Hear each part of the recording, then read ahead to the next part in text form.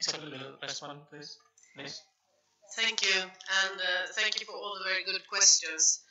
I'd like to just add on plastics that biodegradable plastics, I think, is just a small part of the solution, because even if it's biodegradable, it will take a long time. And if it gets into the ocean, it might be biodegradable by, let's say, 20 degrees Celsius and some sun coming out. But if it goes down in the water column, it will not degrade, and some fish or marine mammals might swallow them anyway. And so this is part of the solution, but I think the most important economy. So we need to close the circles and have a bio circular economy.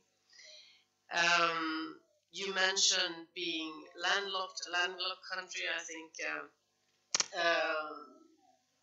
we're all connected to the ocean in one way or the other, and a lot of the plastic debris and pollution actually comes from land. So maybe some of the plastic that ends up in the ocean, let's say minerals and all sorts of materials that we need to make sure are produced in a sustainable way. So the solutions should not add to the problems when we're talking about more and more digital solutions, our smartphones and all of this. And we need to make sure that sourcing of all the materials are really transparent, that you can follow from the source to the actual manufacturer and to whoever sells the product, where it comes from, and that is really sustainably sourced. But what types of technologies can be used to make sure that we have a more sustainable blue economy? I think we have a lot of things already now that we can use in terms of surveillance, and that also has to be put into legal frameworks, and also the responsibility of who should do what needs to be clarified. And I think I leave that part to my colleague here. Thank you very much for your questions. So I'd like to come to this question concerning the international area. It's about enforcement of activities in high seas and capacity to monitor and manage incidents. So in the regulation for exploration and exploitation of mineral resource in the area, there are many provisions concerning the enforcement, how it will be enforced. If it in practice it will be applied, it's a very difficult thing, because it means that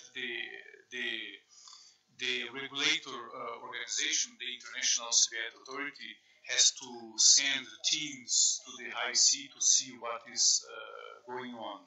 So in the theory, the regulations take care of this, and the International Authority is supposed to have a team that will monitor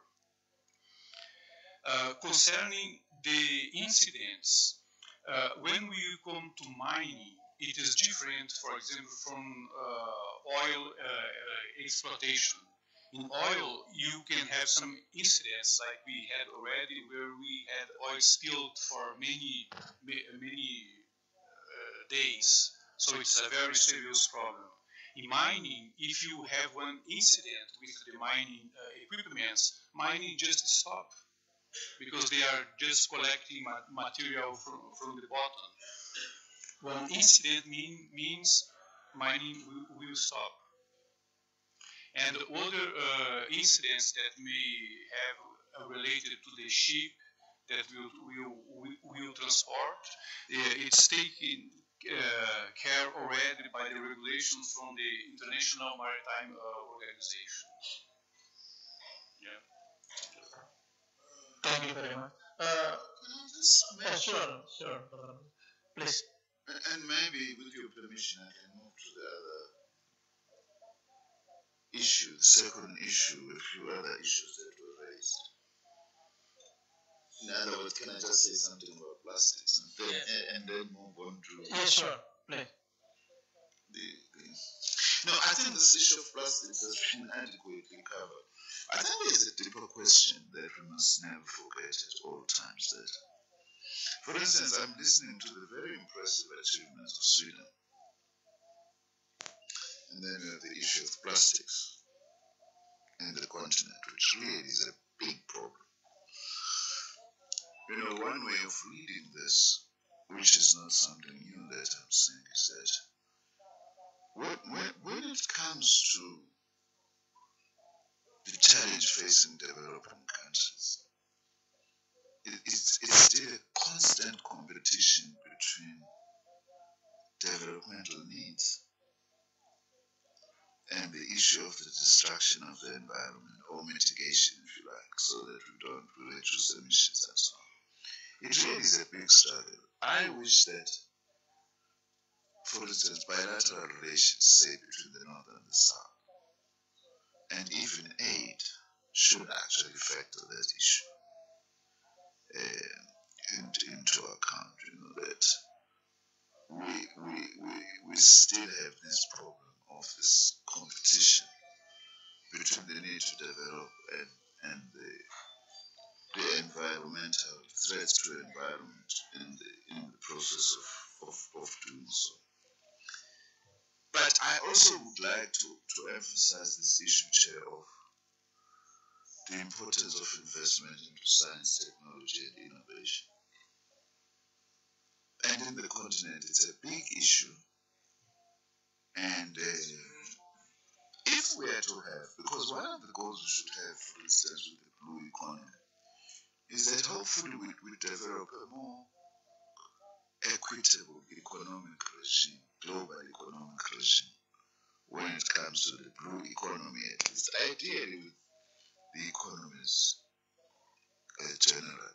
One of the issues that may contribute to that is increasing investment in science, technology, and innovation.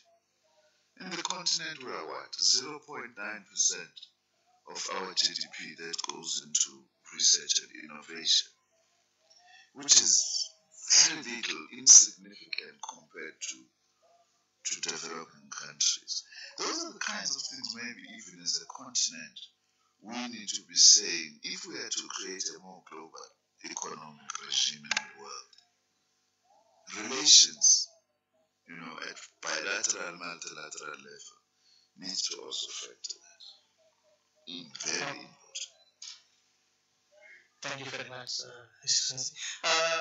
Ladies and gentlemen, before we move to the second phase of our discussion, unfortunately, Minister Isabel Lovin has another important activity, so she's leaving us. But then before leaving, if you have as a closing statement to our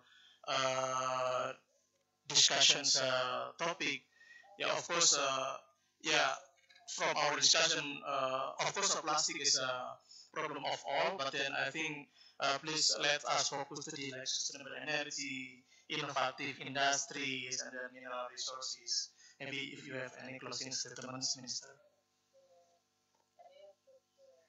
Thank you very much, and I apologize that an unexpected important meeting just the opportunity came to meet with the president of Kenya, so I'm leaving because of that. But I just wanted to thank you very much, everyone, for being here and attending this important discussion.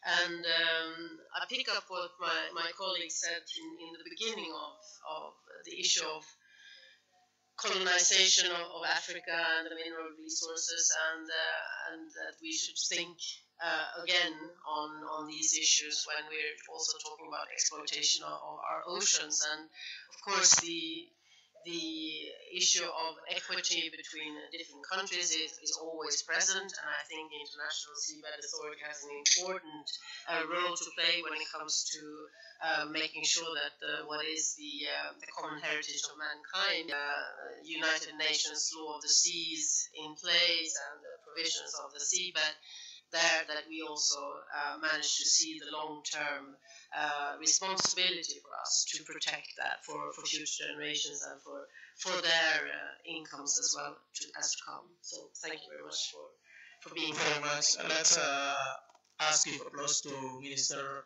Elizabeth Lapin. Thank you very much for your time.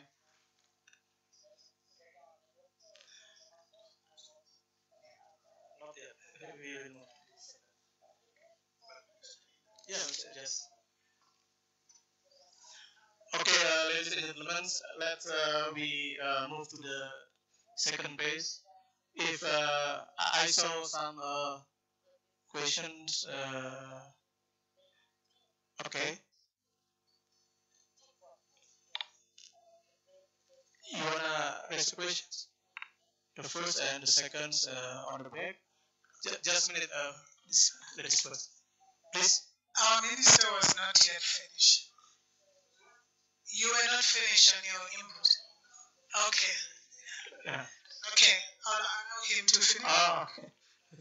Please, I'm sorry. Sorry, I'm sorry. Yeah, I'm no, sorry.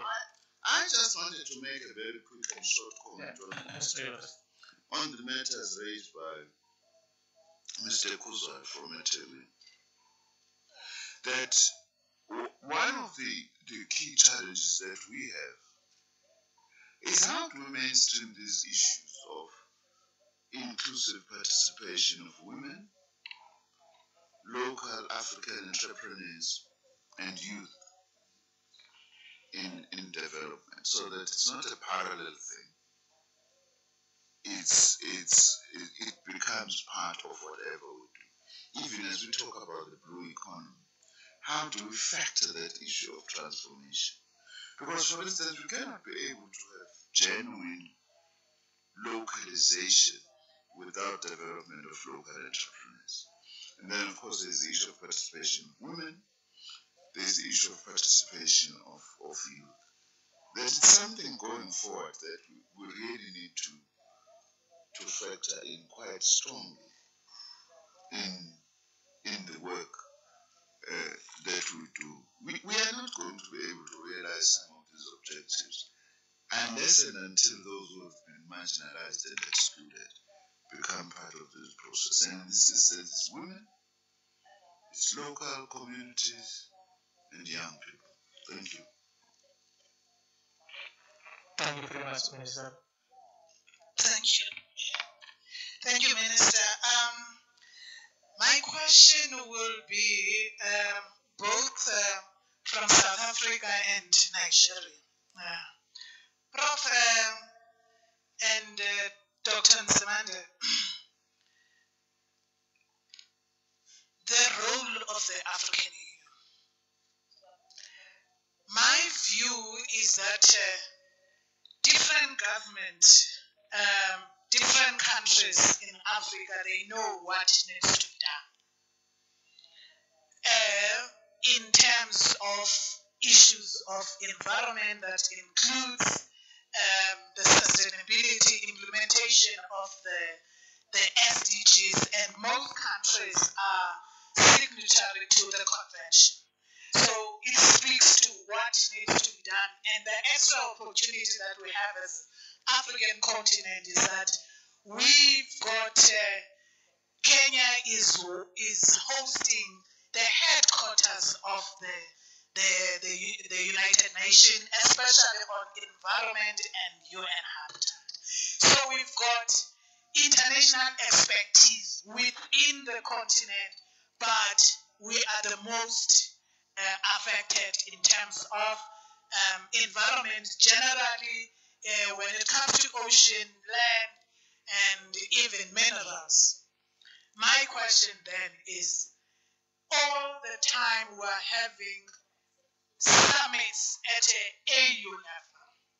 And I really think that my question is based on issues of governance and the competition that is there on developmental issues as a priority. One, some of the countries in Africa, issues of environment, their budget is very low. How do we then make sure that we influence our treasury and the ministers of environment so that there can be expansion? Because in my view, it starts there. The amount of budget that is budgeted for environment cannot even assist in making sure that priorities are there. And when it comes to the issue that was raised by the minister from South Africa is how best can we make sure that, because this is the future. And in ending that, we need champions. We have Kenya in the east, we've South Africa in the south, we've got Nigeria, we've got Egypt. If those countries, they can lead Africa into where I really think that too, because at the end, implementation is important. And the second question, Prof, is on the question of how do we elevate indigenous innovation rather than relying on technology that is coming from somewhere, and as African we develop our own technology that can speak to wrapping of anything with the leaves that you are talking about. Because we do have people who are living in the rural areas, which I don't dispute the fact that the experts are telling us that urbanization is on the rise. But we have in the African continent, the rural element is very important. Therefore, those people have lived there and they've got their indigenous knowledge. How do we then, with this champion, develop an innovation solution that can speak to our problems in Africa? So I just wanted to get your appetite in terms of, as Africa, we know what we need to do. We know how to address the issue of plastic. We know that they are there. But how do we move beyond implementation in that regard, having champions that are clear in terms of driving solutions in the African continent? Thank you very much. Thank you. Please move to the second one. Thank you, Chair, and the panelists. As we deliberate on this, I'm Rukunya Edward, and I'm the Acting Director of Fisheries Uganda. As we move forward in deliberating sustainable blue economy, we seem to be more concentrating on capture fisheries from the lakes, the rivers, the oceans. But we should note that there is a population increase as a driving factor, and come 2030, we may have more than 9 billion in terms of population, and all those people need protein, and we note that fish is very key and important. In the middle there, we have aquaculture, which is a low-hanging fruit, and which, if well provided for with good technologies, we can produce more fish in these lakes and oceans to bridge the gap in the fish food requirement. So what strategies can we lay as this blue economy meeting for the future to ensure that we bridge that gap? Remember that as we concentrate on enforcing and ensuring sustainable production in these lakes, we are pushing out a population out of the lake fishery. And most of this population are the youth and the women who need still a livelihood. So I think as we move forward, we need to look at those solutions and keep noting that for all food, fish is the best, and you don't need to be good to eat good fish. Thank you. Thank you. Is there any other questions? We have one space for one. No? So if no for no, let's move with the response from our panelists. The first from the Professor Alo.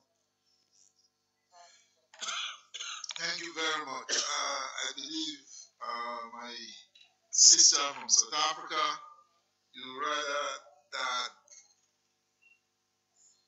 wanted to say that the Honorable Minister should assist me in answering, because you have hit the nail on the head, and which is why in my presentation you notice I emphasize on the fact that we've been talking too much rather than have action. We attend summits, we attend the AU organizing summits, the sub-regional bodies, ECOWAS arranges conferences, SADC arranges conferences, everyone, we keep coming to these things. Indeed, when this notice of this conference came up, I said, well, here we go again, another talk show. Where is the action? And I've challenged, I had a short discussion yesterday with colleagues from the AU, from UNECA, to say, hey, gentlemen and ladies, when we all leave tomorrow, or Thursday, or whatever, what are the next steps? How are we going to take this off from what we've been talking about here in the last 2 days into action? And I prescribed some few suggestions, including the fact that why is the AU not selecting, using your words, some champions? There are some countries who are sufficiently influential at the AU level that can champion some of these things. I mentioned earlier that we had AIMS, the African Integrated Maritime Strategy. The heads of states, all 58 of them, signed into it as I understand it. But what has happened to it? That maritime strategy was good for Africa. People sat down and thought through it and put it together. What I hear is that there was no funding for it. That funding was not available, and therefore we couldn't move forward with it. Here we go again, here, this time now. We're going to leave this meeting, join up a blue economy, I hope, a blue economy roadmap, which is what I prescribe, which is what I propose in my presentation, that we are now at the stage where we need a roadmap. Individual national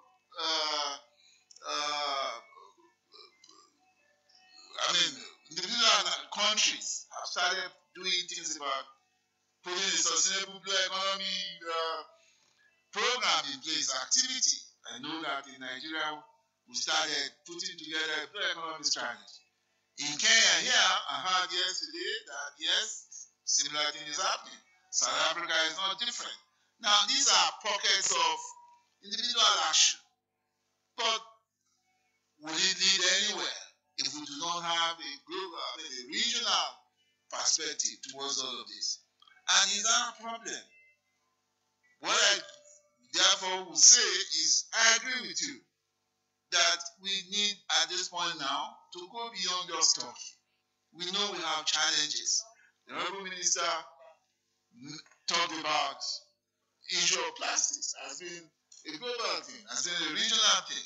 But must we go on living with it like that?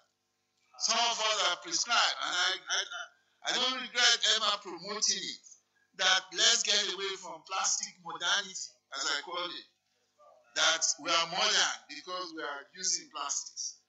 There is indigenous knowledge, there is indigenous technology that can assist us, which we've been using for years. Our fathers and grandfathers use that technology. They never died. They lived even longer than those of us today, using leaves to wrap their food. And they lived long, their lives were long. So I think we need truly the AU to come on board here. And I'm glad I'm sitting next to the Honorable Minister, people in government, to push this through our, AU representatives or ambassadors or whatever, that we're now at the point where Africa needs to do something in terms of the blue economy. Somebody just told us that fish It's good to eat, but you don't have to be good to eat fish. I thank you for that. But you will eat good fish if we do not do something about sustaining that environment from which the fish is coming. You will not find good fish. And that's the message we are sending here this morning. That to eat good fish, then we need to sustain the oceans. We need to make the oceans blue rather than making the oceans gray or brown. And for us to do that, I gave the figure, and I think it's confirmed by Norway, that there are about 34 African countries.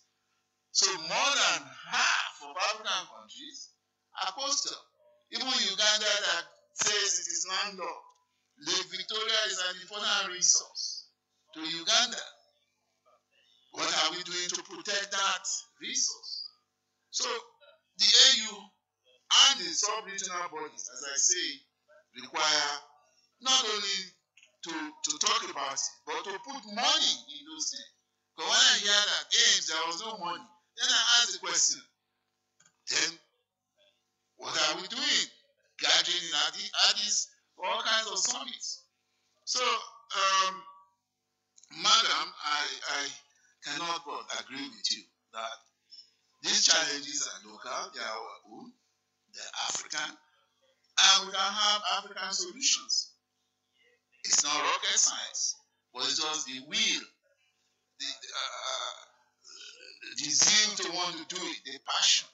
Which is why I was also promoting that maybe if we carry the youths along, the youths seem to have a way to drive we, the senior people, to action. Several examples exist in Nigeria, other jurisdictions. The youths assist us and assist government to take action.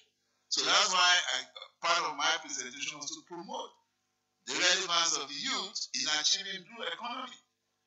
I see at this meeting that there is a segment for the youth, I think, just as we have for the business sector, the NGO and the youth. Let's have them on board. So I cannot but agree with you in your excellent presentation, madam, that let's use this opportunity to wake up our regional bodies and let them move to action. Thank you. Thank you. Yes, Minister, you would like to respond? Yeah, I think it's also important, like the response on how the role of African Union and then on how to influence policymakers. Thank you, please.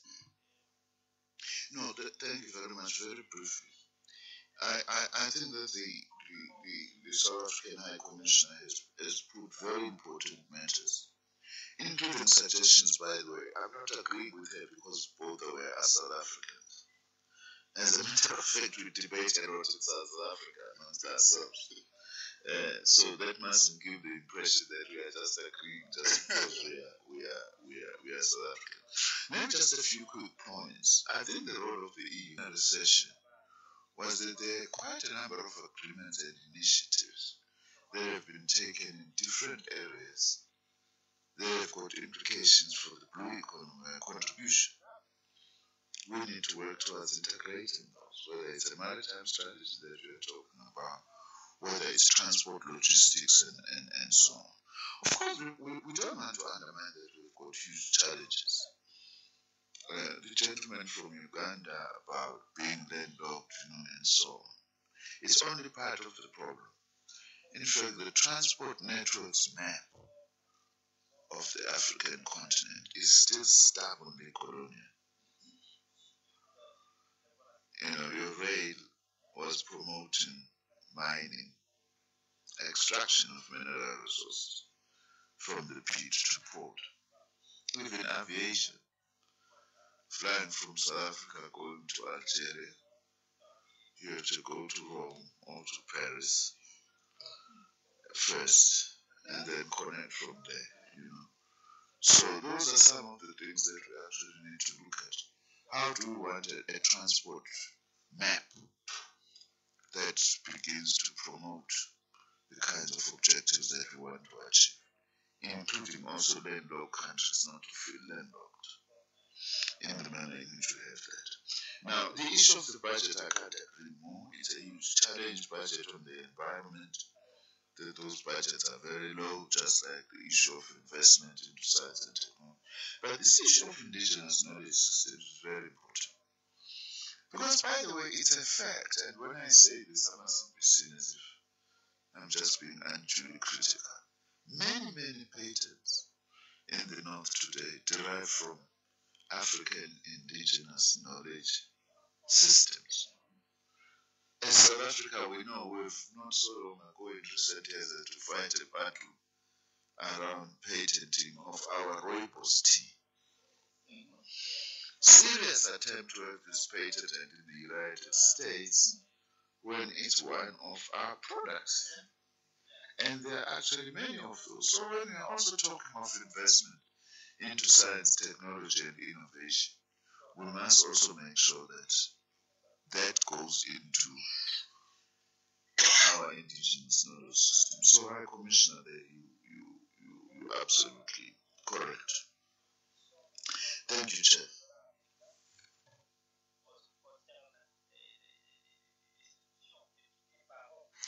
Thank you very much.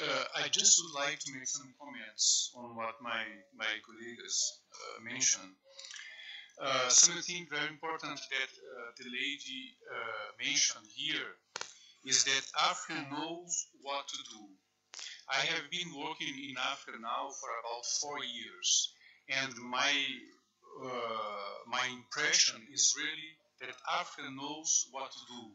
When we look, for example, to the Agenda 2063 to integrated maritime strategy, to Lomé Charter, or the Blue Economy handbook proposed by the Economic Commission for Africa, and even the African Mining Vision, all of those instruments tells exactly what to do and what to do. So the elements are there. But I think one thing that were mentioned by Professor is the question of funding. So how to fund activities that are proposed. And one very important thing that I noted also in Africa is an issue related to the governance of mineral resource and different kinds of resource. I don't think that Africa takes enough profit of the resource because most of the profit goes to other countries. So one important issue is the governance of natural resource, and another thing that is very important is fight corruption. So if I could suggest something for providing more funds, I would say that is these two things. Thank you very much. Thank you very much, our panelists. I can open another one question if any from all the participants. Okay, yes, I think this is the last questions. Any microphone? Please offer to him. The other question maybe we'll do offline after this session maybe with all the panelists. Hello? Where's the microphone? Please offer to him this side. No microphone, please.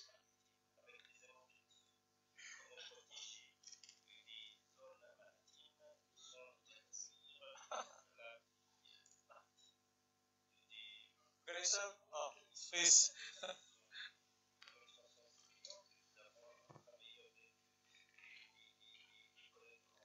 Thank you, moderator, and honorable minister, professor. It's good that when we come and listen, it's good that when we come and listen. I'm Dr. Tony Jaja. I'm a World Civility Ambassador and a Global Advisor for IGA Nations based in US. I'm originally from South Sudan. It's good when we come together and listen to our panels with the issues that is facing us, especially in Africa. As we have heard from you, for the previous minister and both of you here, about our issues in Africa, we know the solution. It has been always seeing our leaders going for African Union Summit, coming with resolutions, having workshop, which is means of talk shop and not workshop, because many has not been implemented, of the issues of the environment. We are talking about the 2063 agenda, while we have not finished the agenda 2030, still pending, because we have not seen the progress. And every time when you ask why we are not implementing these things, say there is no fund. The reason why I will say these things, maybe you will not like it or you will like it, because always we look funds from outside, while we have resources that what we can fund our own union. And this is where if we are not going to be independent financially for the African Union to implement whatever their agenda they have for the continent of Africa, that is mean we are not going to do anything. And we are not going to achieve 1 inch of each agenda. We have started with green energy, and we have not seen the African continent has been in green energy. Now we have now come with a sustainable blue economic agenda. As you ask the question, after this summit, where are we heading? So many resolution has happened. Head of state will sign, they will commit themselves, but still it will start on the financial issue, how to implement these things. My brother from Uganda is a landlocked country. I know South Sudan is a landlocked country. We know Western world, when they have issues of environment, they don't involve Africa to solve their solution, to get solution for them. But each time, I was yesterday with the chairperson of the African Union, I had a 30 minutes with him, and I told him, Your Excellency, Mustafa Kik, if African Union is not going to be independent financially, we will not have a solution for this continent. And I think this is what we have to do. Financial independence will make this sustainable blue economy workable. Thank you. Thank you. So I think I ask all the panelists to respond and then also provide a closing statement, maybe 1 minute each. Please start it from Professor Aro, including respond to this how the African Union independence financially. Thank you. Thank you very much. Just to quickly respond to my colleague from South Sudan, you said it very right. If we do not think of a financial mechanism as we close this conference, then we can as well say it's another talk shop. There has to be a financial, and I agree with you that there are sufficient resources internally in Africa for us to be able to move forward. We are over dependent on international aid, international resources, whereas I will not say that international partners should not assist us. They have a responsibility to assist us. But that is not to say for us to be completely reliant on international resources. I would agree with you, and I don't know at what point we need to put it on the table that if this blue economy paradigm must move forward in Africa, financial mechanism must go along with it. We all talk about climate change today, and climate everywhere is climate change simply because that cluster of climate change negotiators, each time they're talking about it, they're talking about financial mechanism to go along with it. I can say that because I happen to be one of the negotiators for it, and I know what we do to say, look, you have to think of money to implement each of these things. So I agree with you. So I hope our rapporteurs will capture that. We're leaving this meeting suggesting that financial mechanism to go along with achieving the blue economy concept for Africa is critical. In closing, Mr. Chairman, the session on sustainable energy, mineral resources, and innovative industry is what we're gathered together for. And I would say that I think it is now becoming obvious that all parties in the AU, all African countries, now to start thinking of renewable energy, we need to start thinking of what can we do to get away from our over-reliance on energy that creates problems. We do know that we need a low-carbon economy. We need to be able to start thinking of renewable energy. Most of our countries are still relying on fossil fuel, which is not the way to go. And we have abundant mineral resources which need to be tapped. But as we are tapping the mineral resources, it's no longer rocket science to tap those mineral resources in a sustainable manner, in a manner in which we keep the environment safe, we keep some of the management in a manner that tomorrow some other people should be able to have access to those resources. And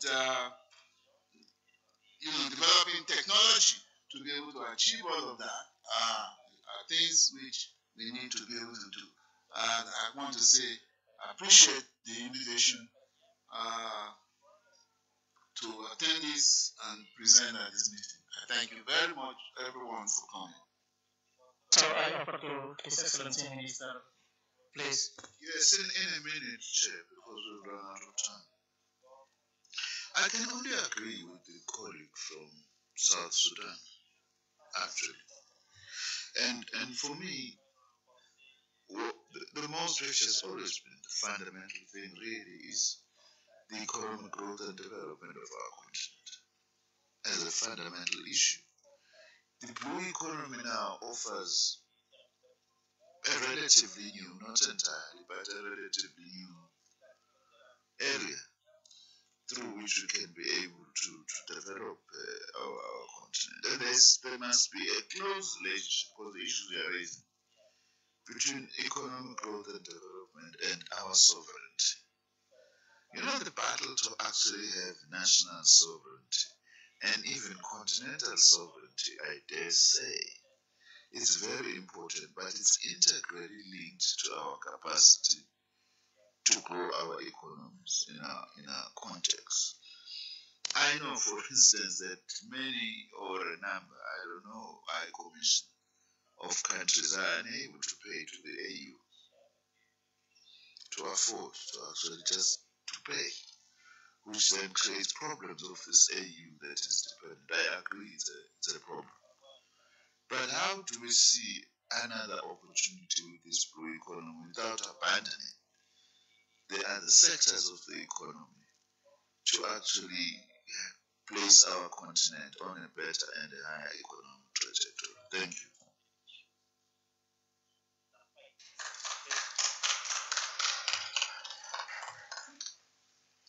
Thank you very much. I agree with my colleagues on what they said, and this is a very important thing that this person from South Sudan mentioned, is the question of the independence of the African Union.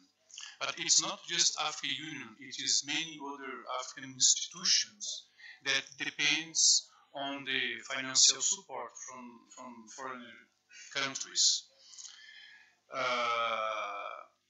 As I mentioned before, I think one important issue for Africa is the governance of its natural resource, and also to combat the illicit financial flow of resources, because we know that what Africa receives from different countries for financial support is is the equivalent of all the illicit financial flow of resource that we have in Africa. So this management of this governance of mineral resource, it is very important. So I'd like to finish with this and thank you very much. Thank you very much. Let's ask give applause to all the panelists. So before I close the session, maybe allow me to summarize some point from this session. Yeah, from our topic was sustainable energy, mineral resources, and innovative industries. I think, yeah, based on under the goal number 7 and then goal number 14 of our sustainable development. So it's kind of like so many challenges about on how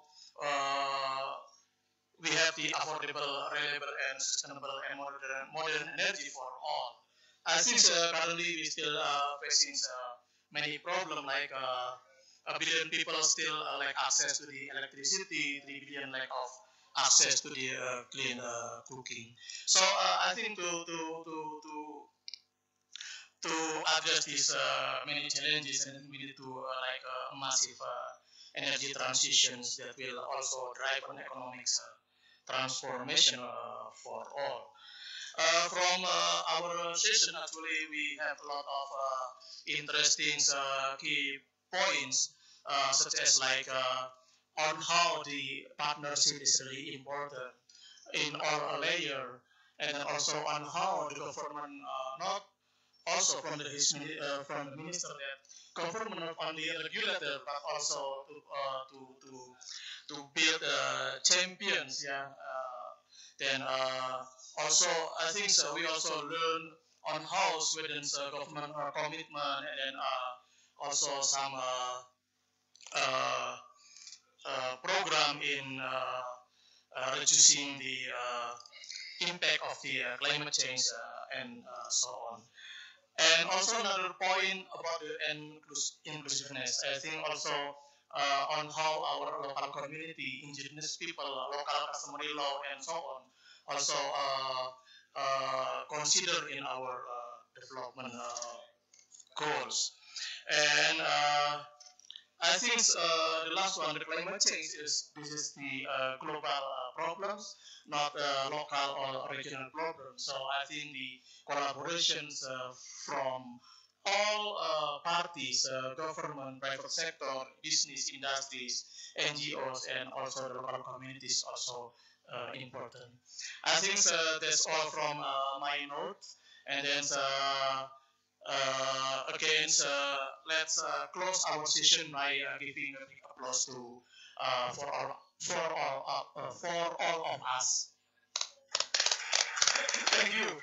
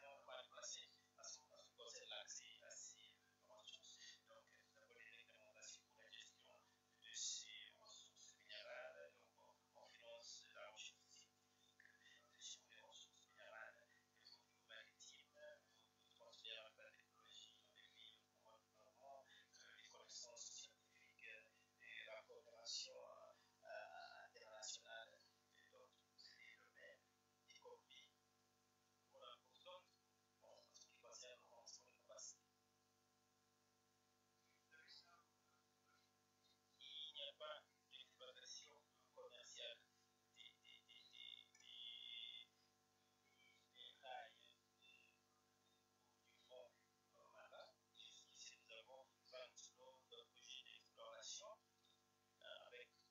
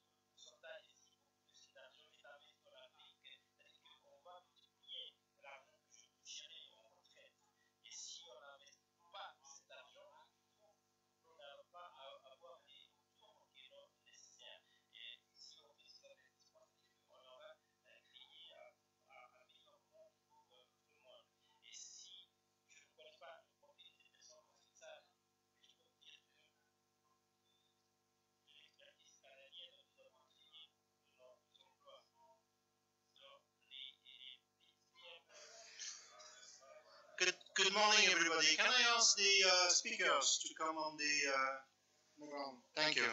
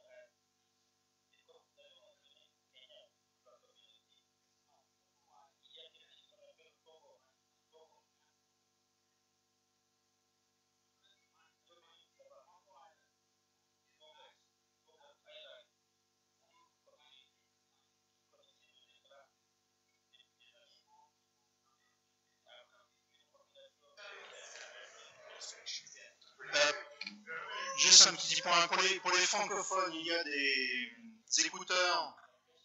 For the francophone, we have earphones that you can use.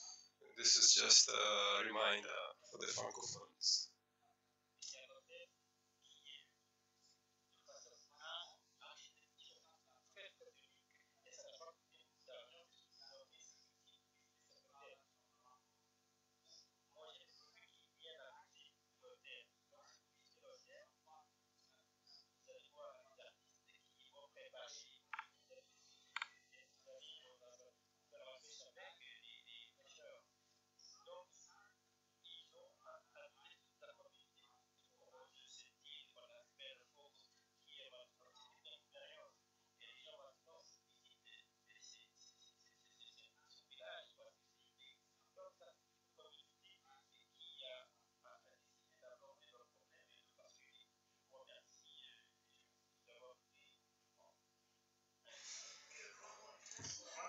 Okay, so again, good ladies and gentlemen, so we will start the session.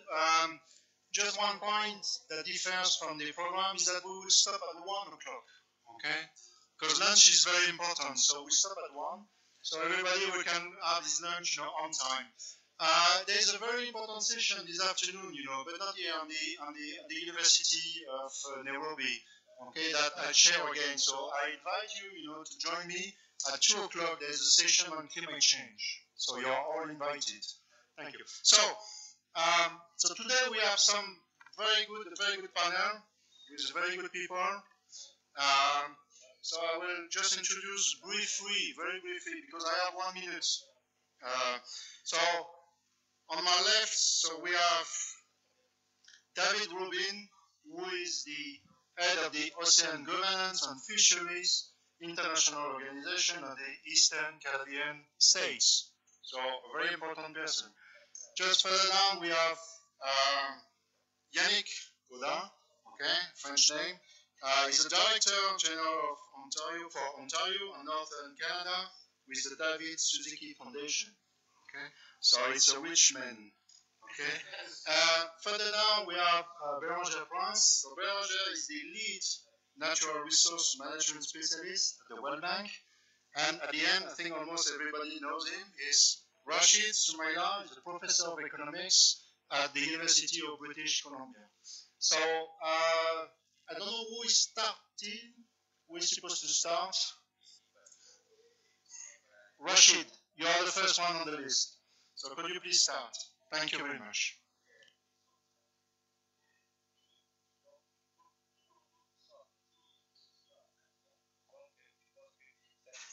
Hello, everybody. It's still good morning, right? So, good morning to you. Yeah. It's always a pleasure to get the chance to share some information with colleagues like you. So, it's a privilege, and I'm grateful for that. So, we're looking at sustaining the blue economy from the point of fisheries, mainly marine fisheries. But I guess the things I'm going to say here can also apply to the other fishery systems like freshwater, not exactly agriculture, but rivers and so on. How to learn this? Yeah, it's always. So I just want to start because I know there are many in this room who don't work daily with the ocean and fisheries. And the first point I want to make is that the ocean is too large to ignore. That's why we are all here, right? We know the importance of the ocean, and people have said this again and again. It's 70% of the surface of the earth. Actually, if you think in terms of volume, we're talking about over 90% of the volume where living things actually live. So the ocean is, in terms of volume, that's where all the action is. If you think of it, we're all hanging on the surface of the earth, but there's a lot of volume in the ocean that contains a lot of animals. Second point is that the ocean is crucial, and again, you can talk about moderating the temperature and so on and so forth, absorbing carbon and doing all sorts of things, creating oxygen. 50% of the oxygen on Earth is created in the ocean and so on and so forth. But thinking more specifically about the food and the jobs and so on is a huge thing. Annually we take about 110, 120 million tons of fish out of the ocean globally. In Africa is a number of thousands of tons, and a number of millions of tons. So 110 million tons of fish, if you convert it into number of cows in terms of weight, that is about 120 million mature cows that we pull out of the ocean. Something I call fish cows, just for you to understand how heavy this is. So it's a lot of food, but it also means that the ecosystem is most likely, is almost certainly under pressure, right? So you have to think about both sides of the equation. It also employs a lot of people. This is, I think, in Senegal. You see the number of people who go there, whether you are actually fishing or trading the fish or processing the fish. And again, we estimate about 260 million people take some income out of the global ocean. Another huge number. And most of these are in large developing countries in Asia. Nigeria actually made it on the top 10 list of people that get income from the ocean from Africa. So that is again a lot of young people who would have nothing to do without the fish. So we need to protect this for ourselves and for the world actually.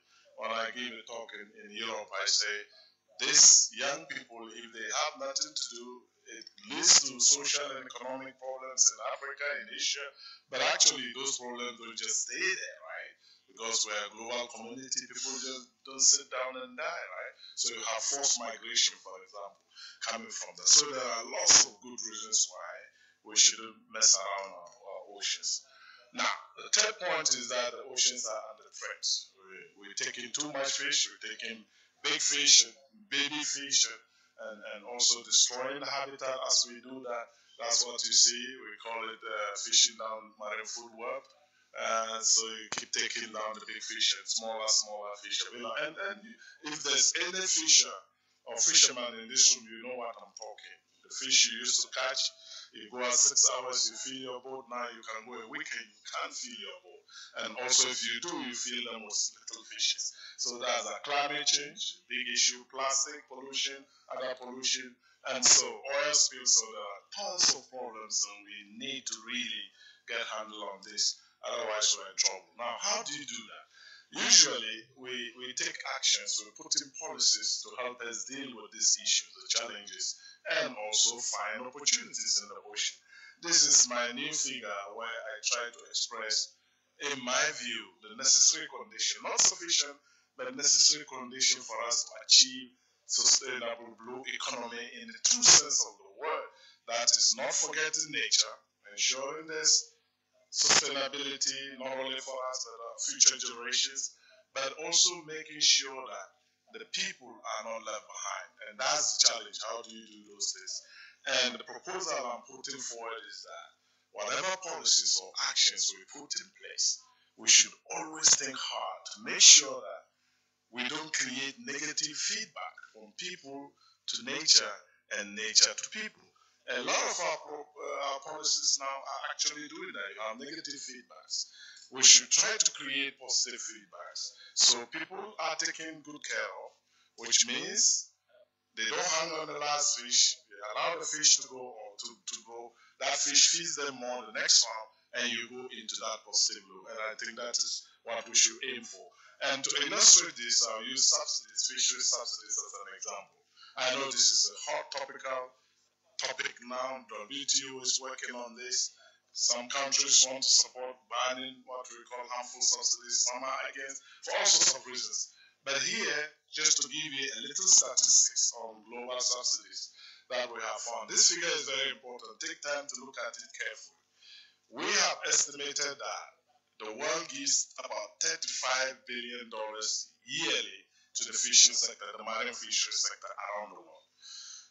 And 35 billion, this is really high. That's about 30% of the gross revenue of the sector. Think about that. If you have a business and somebody is giving you 30% of your revenue, hey, that would be beautiful, right? So it's huge, and that leads to a lot of dynamics, including people fishing more than they should and taking the fish stocks down. So that's the first one to do. What we do when we do this data, we classify subsidies into those that can be beneficial, that is, those that help you manage your fisheries better, and sustainably, we call them. So all subsidies are not bad. But then you have those that are called harmful subsidies that encourage your fishing. If somebody is paying for your fuel, part of it, you are going to fish more than you would normally, and you take the fish down. Even without subsidies, it's difficult to manage fisheries, as you know. It's a common resource, and we compete for it and so destroy it. When you look at the global data, you see that about 60% of the subsidies we give out globally is actually so-called harmful subsidies that don't help us in the long run.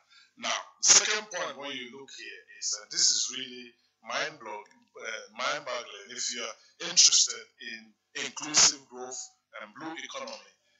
84% of the 35 billion goes to large-scale industrial fisheries. Only 16% goes to small-scale fisheries, right? These are those who actually work in the communities, feed the people, feed families.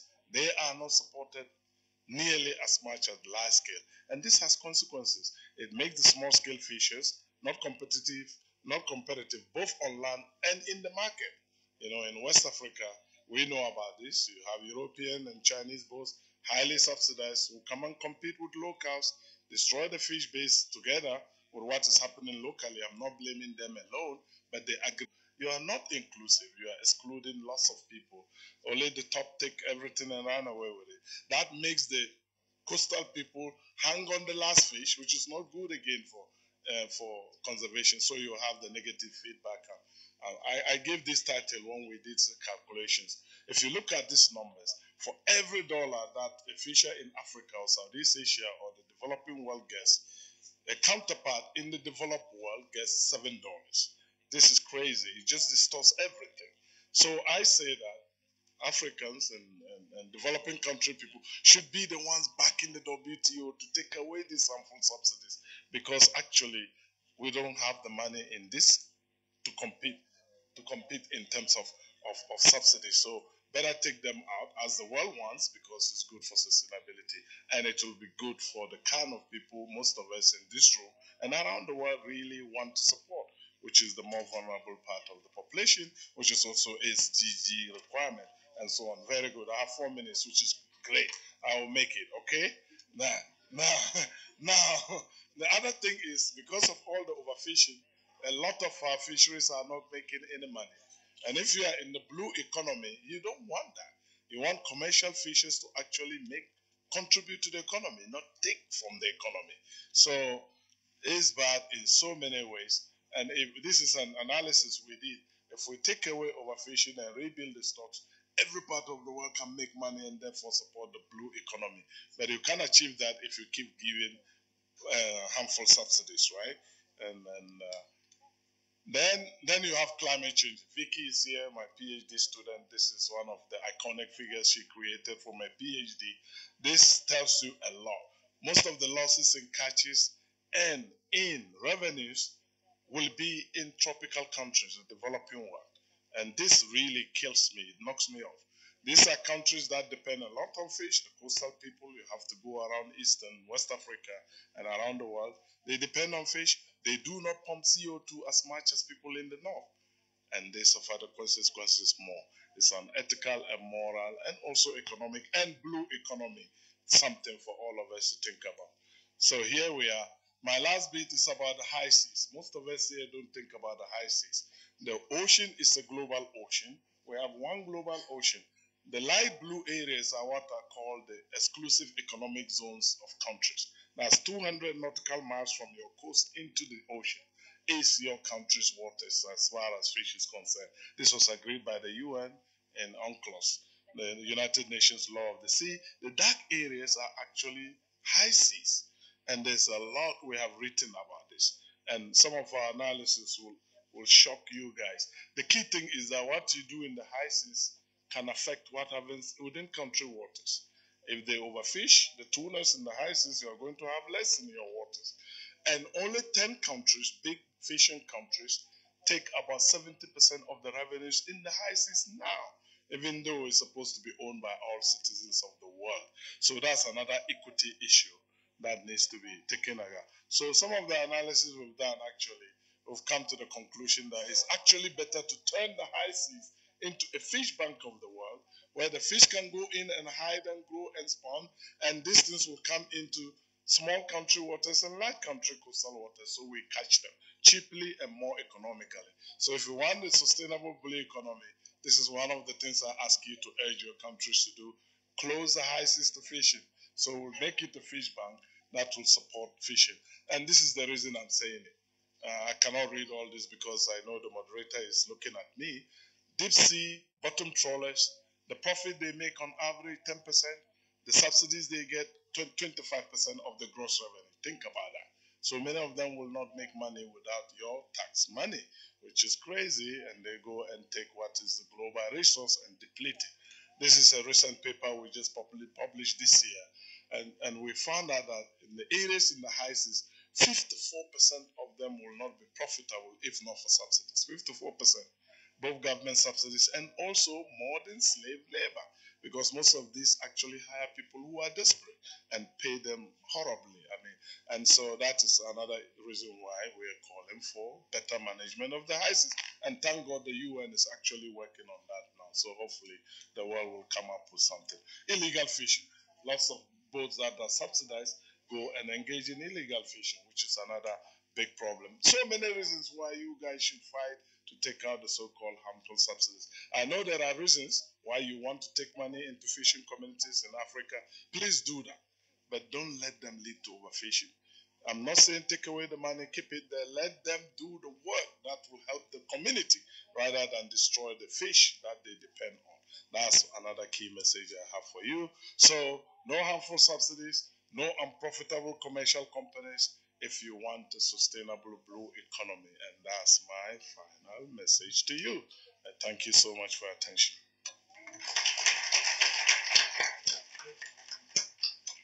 Thank you, Rashid. So our next speaker is Bérangère Prince from the World Bank.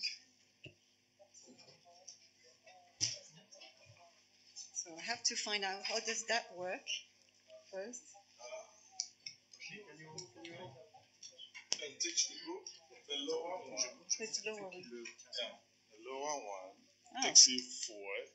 The second, this one, this is down, this is up, and this is your pointer. Oh, great. Yeah. So, but it doesn't. Yeah, if you want. So this is down. Down, yes. Thank you. No, I'm ready. Thank you. So thank you everyone for welcoming me here today. I'd like to share the apology from my senior director, Karen Camper. She was supposed to be here, but she has to leave. She has to leave yesterday night. So I'm here representing her and the World Bank. So let's move into the first good news. This presentation is going to be a little bit shorter because Rachid has covered some of the elements I wanted to cover, which is sort of normal because it means we all have the same understanding of what the situation is. So that's good news. Why is the World Bank interested in marine life and the blue economy in a broader sense? This is our goal. Reduce extreme poverty, boost shared prosperity, while ensuring social and environmental sustainability. And we saw from Rashid's presentation how important, how this is actually very closely linked to this goal. And just to move to the next one, 3.2 billion people depend on fish for 20% of their average intake of animal protein. So important for food, important for job too. And women, that you didn't say, Rashid. Just adding it. It makes up to half of the workforce in the fishery sector when you add the post-harvest sector, obviously, which makes most of the value. We know it's under stress. Healthy ocean, I really understand. And that also, all these things you already know if you have attended some of the events at this conference. Fish stock are increasingly overfished at a sustainable level. We know that if we're losing 80 billion every year from overfishing, and more than that, actually. Fish habitat, coral reef, mangrove are under increasing pressure, and those habitats are important for fish productivity, for coastal protection, so on and so forth. You know all of that already. I like to refer to the recent WWF report that mentioned about this loss of biodiversity. Looking at inlet rivers and wetlands, we lost 83% of the number of freshwater species, which is a huge number. And looking at also the impact of climate change, that's been covered already. So I can move. But this is just Africa, but you saw the global planet. And to refer to the very recent 1.5-degree report from the IPCC, climate change is already here. This gray line in the middle, this is where we are. This is today. We know coral reefs are already impacted today. Coastal flooding also, and small scale at low latitude. This is exactly the map that Rashid was showing to you before. This is already happening. We have no time to look at it. We need to act now. And so that's the situation. So now, what is the bank doing about it? What can we do, in fact?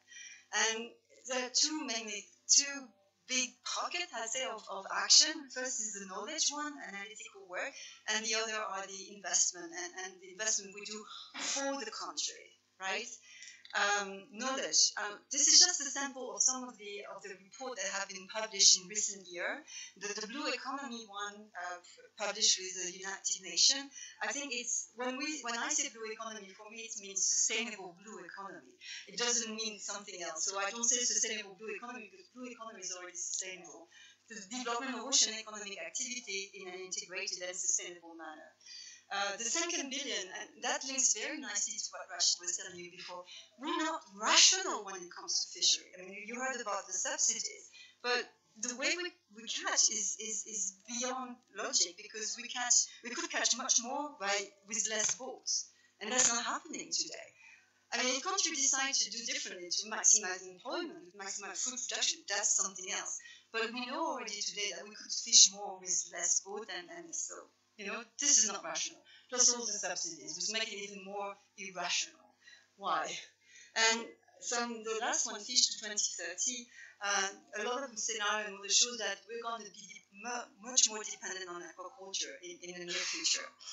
And to talk about another work that we are preparing as we speak, together with the University of British Columbia, in particular Dr. Vicky Lam, which is in the room with us, it's the impact of climate change in Africa on the fishery, on marine fisheries. And that's a teaser. I mean, if you look at this map, you can see that the map on the left, ecological risk, this is directly derived from the reduction in maximum catch potential that Rashid was showing to you before. But then if you start to include the adaptation capacity, how much dependent the fisheries, the country is on the fisheries sector, then the map changes completely. You see that countries that are really impacted from an ecological standpoint, they might be actually less impacted when you start to add all the other dimensions. If you want to know more about that, come tomorrow, 9 o'clock, same room. I'm counting on you.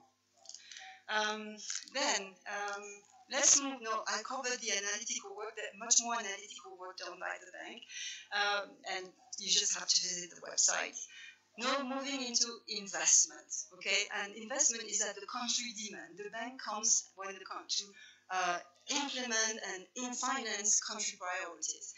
And fisheries and the blue economy in general, this is something pretty recent for the bank.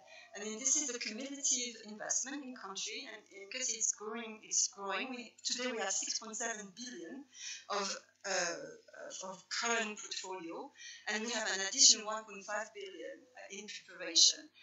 I try to narrow down, because this is the topic of that session, what exactly is targeting conservation of mangrove, coral reef, and marine biodiversity. So that's $607 million US.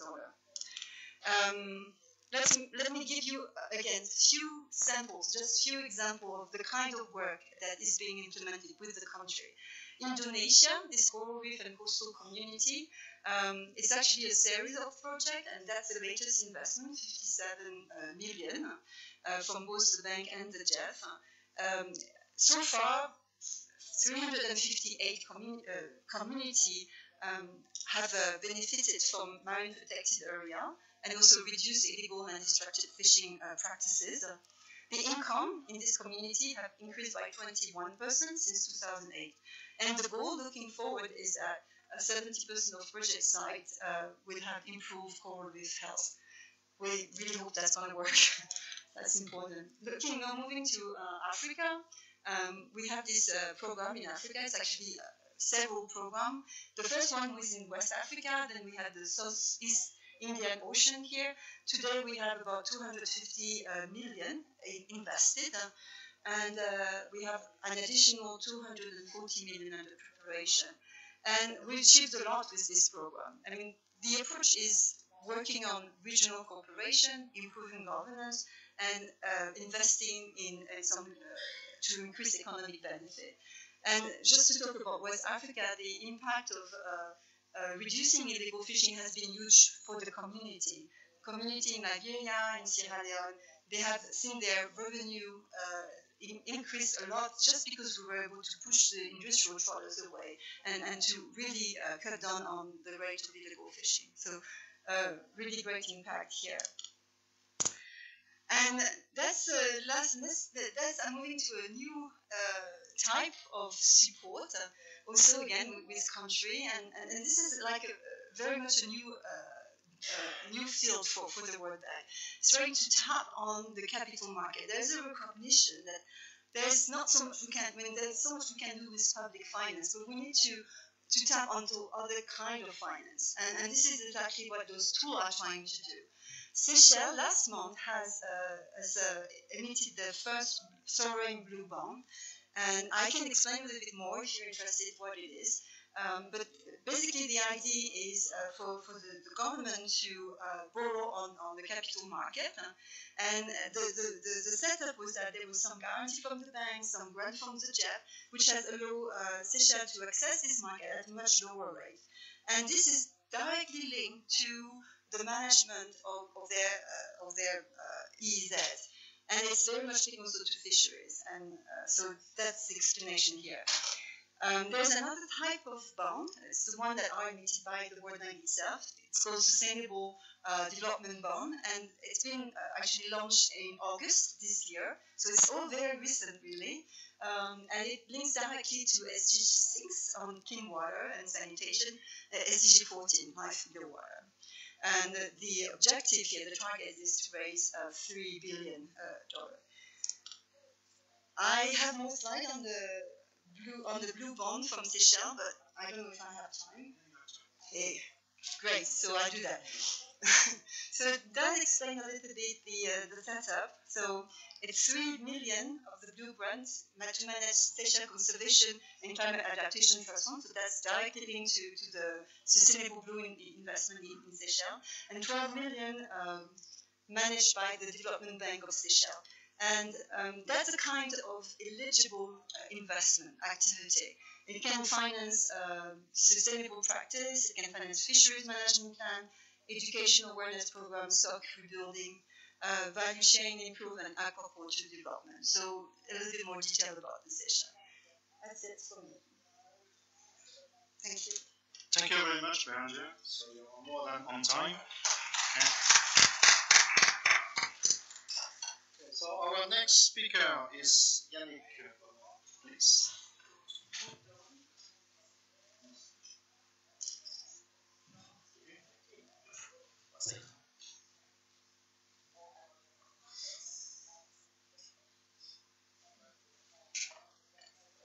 So mine's a Prezi, so the first 30 seconds are always critical. Will the technology work?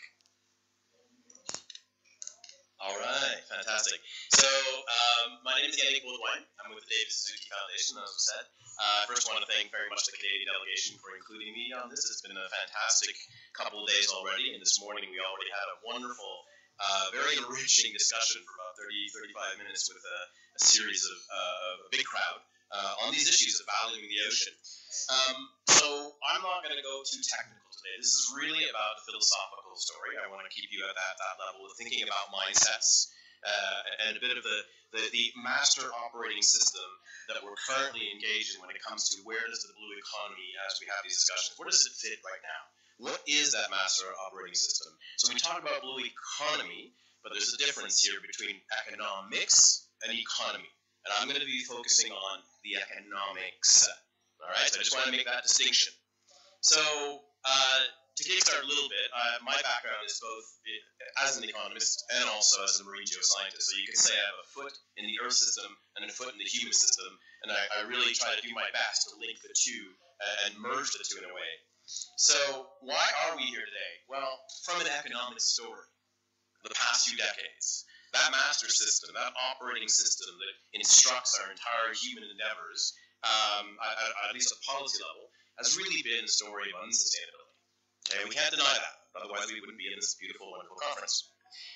So just as an imagery, you're sort of seeing what's happened. So the inner part of this kind of visual is really about the social benefits we're deriving from our economies, and then those red bands on the outside, they're really demonstrating the planetary boundaries that we've exceeded. So this is a merger of work by Stockholm Institute, Johan Roxum, and also an economist from Oxford, Kate Rayworth. So there's just to say that with all the planetary boundaries we've gone through, we're still not even achieving our social foundations. So something's wrong with the basic equations of that system. So what else has it given us?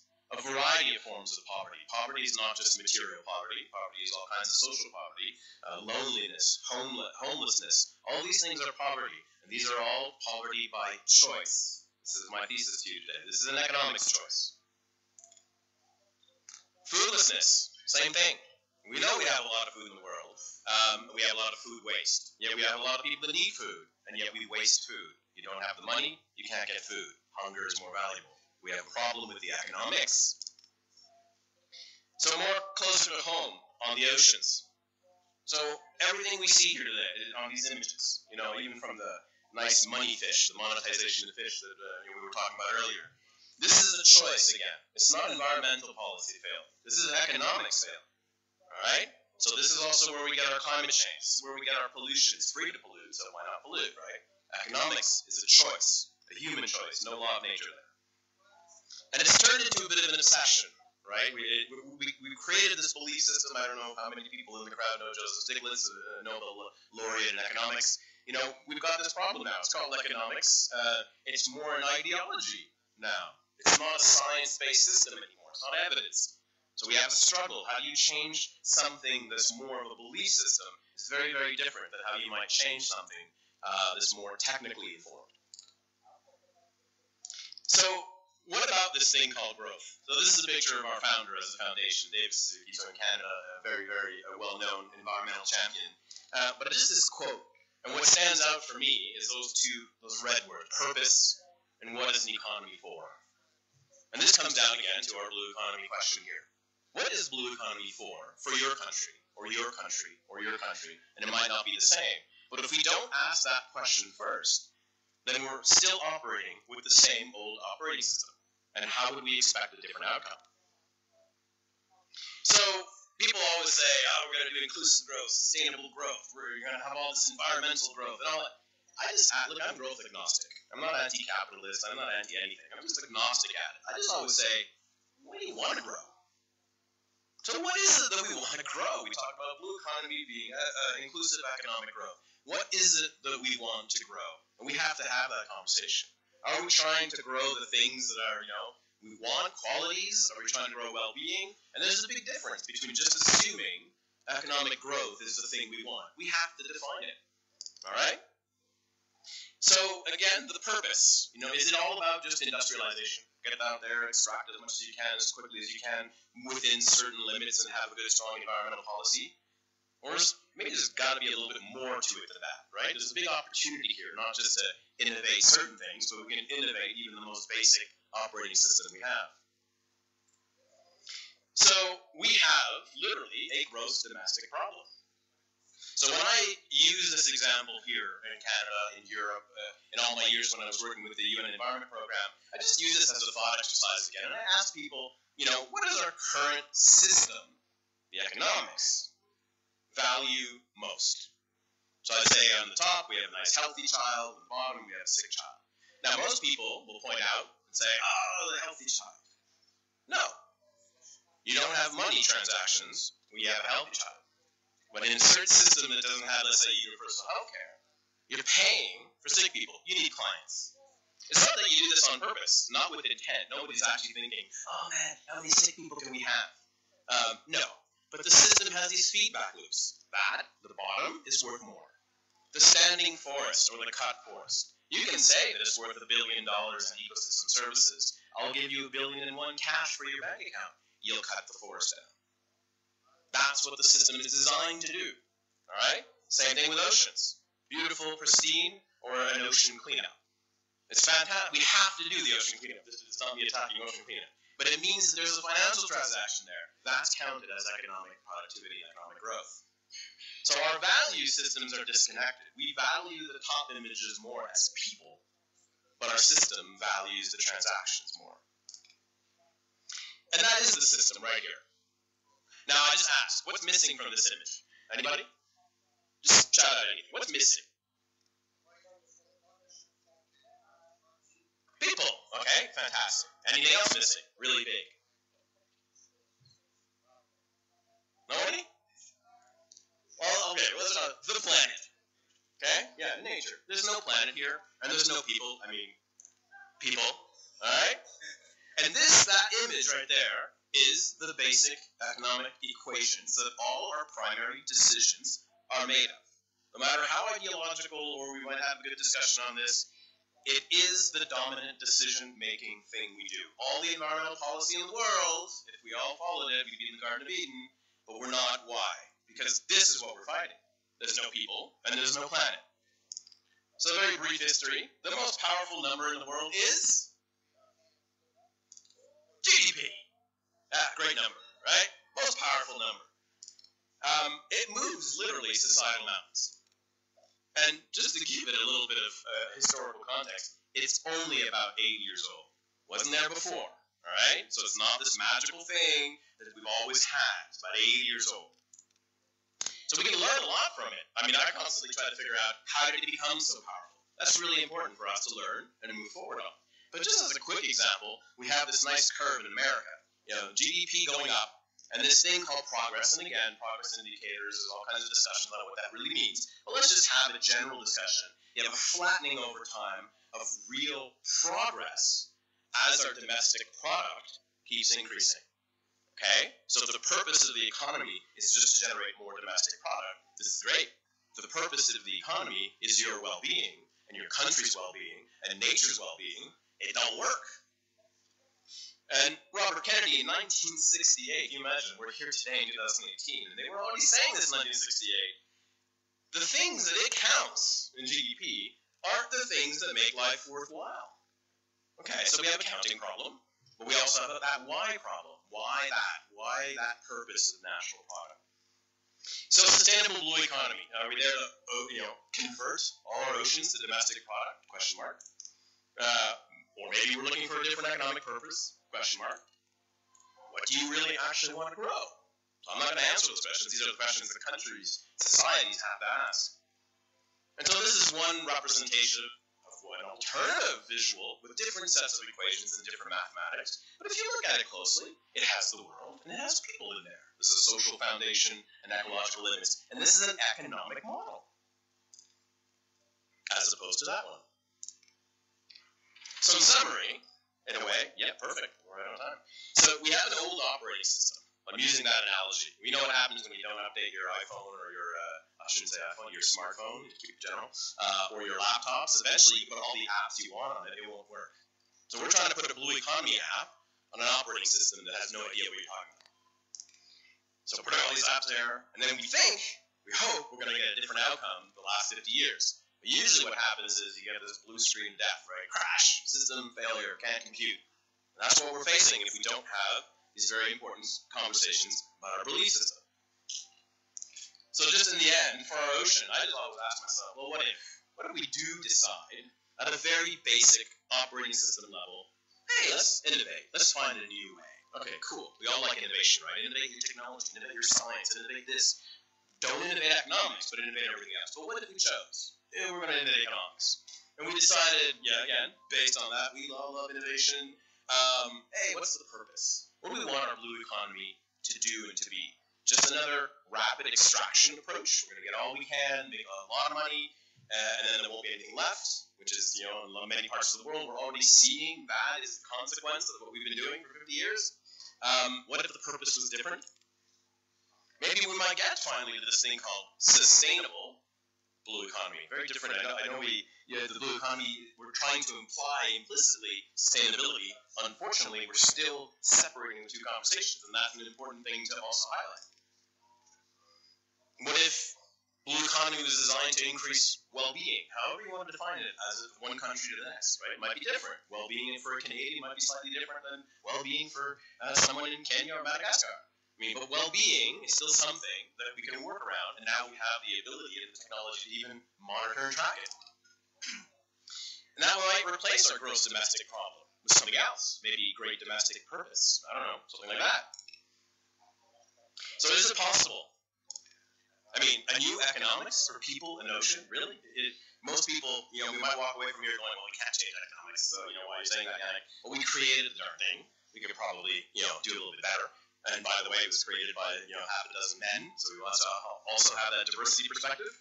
And of course, I'm here, isn't it? So why? Why would we innovate economics? Well, we can't really afford not to do it. We call it, natural capital in a way. The planet owns everything. It owns every business. It owns every nation. It owns everybody that exists on that little pale blue dot, right? Somebody brought up the pale blue dot earlier today. I like that one. And so from a business model, the wholly owned subsidiary of everything we do as people is the planet. There's just no choice. That's where we are. And so if we don't make that conversion, so to say, well, the human system has to align with that particular one, we might have an issue. So what kind of economics will we innovate? Will we move it from valuing that bottom line first, or maybe move it to finally valuing and allowing it to value and teaching it to value the top line first? So thank you on behalf of our founders.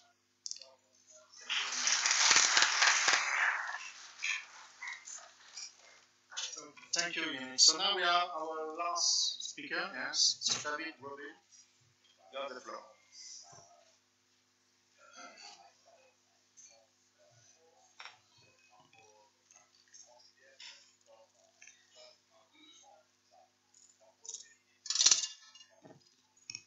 Thank you very much and good morning.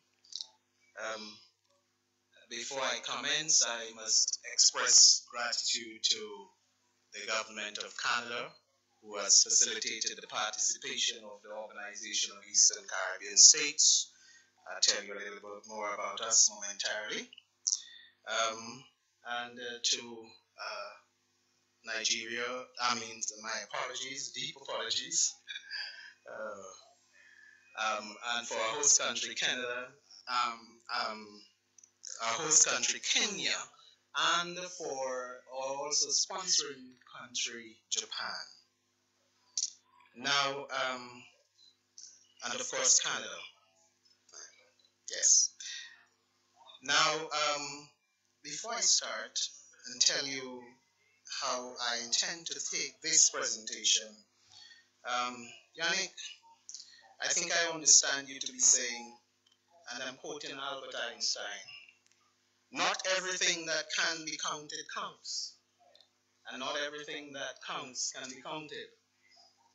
So I hope that in this presentation, which speaks on today's theme, I would give a perspective from the Eastern Caribbean, and specifically from the Organization of Eastern Caribbean States. So a little on the Organization of Eastern Caribbean States.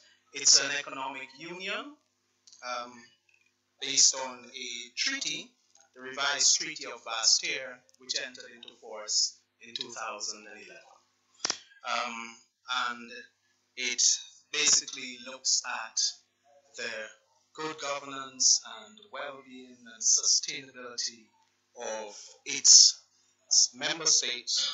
There are 6 independent member states, and there are 4 overseas territories. So we cut across quite an interesting mix. So I'm going to try it.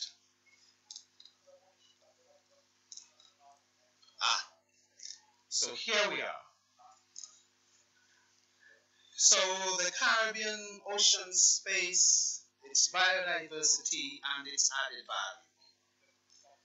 So the Caribbean Sea takes up just under 1% of global space, but it contains about 20% of the global marine biodiversity, and about 30, we're not sure, science not sure as yet, but somewhere between 8 and 35% of endemic species. There are 40 SIDS and territories, 40 million people.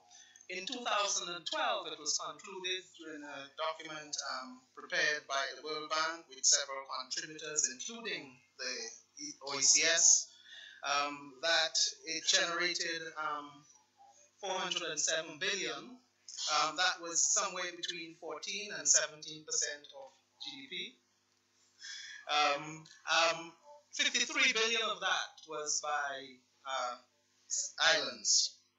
But out of that, 5 billion was for fisheries, 1.9 billion of that aquaculture, tourism, 47 billion, and the vast majority was shipping at 311 billion, approximately 76%. So, what's our reality, however? You see, Caribbean SIDS are among the most vulnerable in the world. We are exposed to tectonic, volcanic, and hydrometeorological risks. So let me tell you, these are real pictures. The tectonic is Haiti in 2010. The volcano is Montserrat, an OECS member state. Together, those are linked to possible tsunami risks. The trio that we look on the bottom, and if you notice there are letters, and those are for hurricanes in 2017. So I, J, K, only one missing, and to M. Those are major storms. 2 of them, Irma and Maria, category 5, the other 2 category 4. But here's what they did. And here's our vulnerability range, in my opinion. It ranged from cyclical retardation to existential impact. And there are some figures to support this. Just some, a few. Grenada, 200% of GDP impacted by Ivan in 2004. Erica in Dominica, 90% in 2015, but Dominica was hit again by Maria at 226% last year.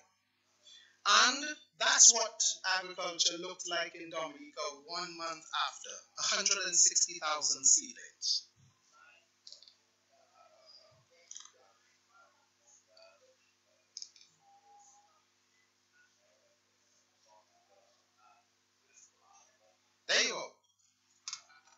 time. So, what are the sort of impacts we're seeing? We have the trend, the two opposite trends. So, economics is going up, but the health of the environment is going down. And we give you some Caribbean perspective. 70% of our beaches are eroded. 75% of our coral reefs are threatened. 85% of the wastewater which enters into the Caribbean Sea is untreated. So let me deal with those three together. Now, the beaches, the coral reef, and wastewater are together also linked to some of the impacts out of the very systems and hurricanes. We're having, as we develop, a lot of the waste runoff, but that's coming from on land, and we are well aware from the science that land-based sources of marine pollution is somewhere at 80%, and 80 of that 80% is from plastics. So when I went to school, that math put plastic at 64%. It may have changed, but I don't know. 54% of overfished or fully fished stocks. I need to qualify this. That's a recent figure, but what we are seeing in CARICOM member states, which is wider than just the Organization of Eastern Caribbean States, is that our catches are actually up. This figure may be related to what was used for how we may arrive there, and it's because perhaps efforts at catch were reduced in 2016. But that was what was used. Now, a significant amount of global shipping passes through the Caribbean. 30% of global crude passes through the Caribbean, 48% also of cruise shipping, and there's additional type of shipping. So we can see from our picture here. Let's move back. Our pointer went on strike on me.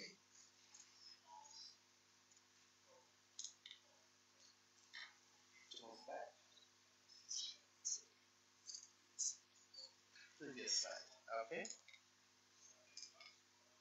Yes. So that we're seeing that shipping through the Caribbean Sea is very significant. So, what are the cooperation, the vision, and our consensus and partnerships? For the Organization of Eastern Caribbean States, we operate on a treaty. We have policies related to that treaty, and we are dealing with implementation at the national level. I will point out the Eastern Caribbean Regional Ocean Policy. I'll treat that a bit later. At the CARICOM level, we are also operating on the treaty, and through that treaty, we're dealing with the single market and economy. And there are also policies, and these are regional.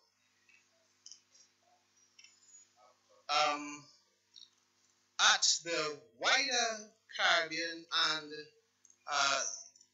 the level of the CLME, that is the Caribbean Large Marine Economy plus the North Brazil Shelf, together the CLME plus, there is a convention which relates. It is the Cartagena Convention. It deals with, it has 4 protocols: oil spill, land-based sources of pollution, and special protection of wildlife. That deals with a strategic action program for 10 years, and there is an interim coordination for the CLME, which is wider. There's a regional coordination mechanism at the level of the smaller CARICOM, but these at the OECS go down to the national level.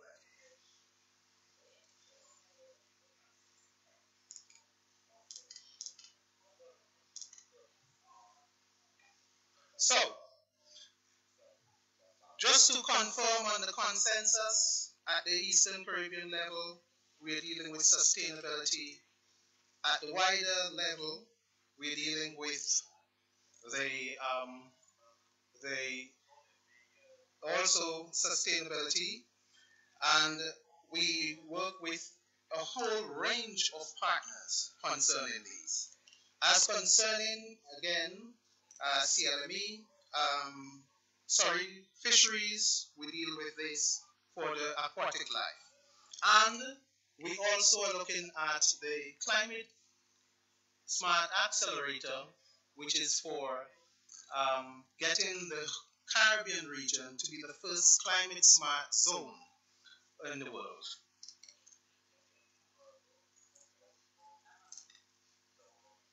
So, just quickly, on the Eastern Caribbean Regional Ocean Policy, there are policies, goals, priorities, and actions, and they deal with all areas pertaining to ocean governance, and as well, that includes building resilience and for developing the sustainable economy. Out of that, we're working with the World Bank on a project, the CROP project, and we also will be dealing with marine spatial planning, analytical tools, and together also coastal master plans. We'll be refining our policies, aligning those with the 2030 development agenda, and delivering also knowledge products.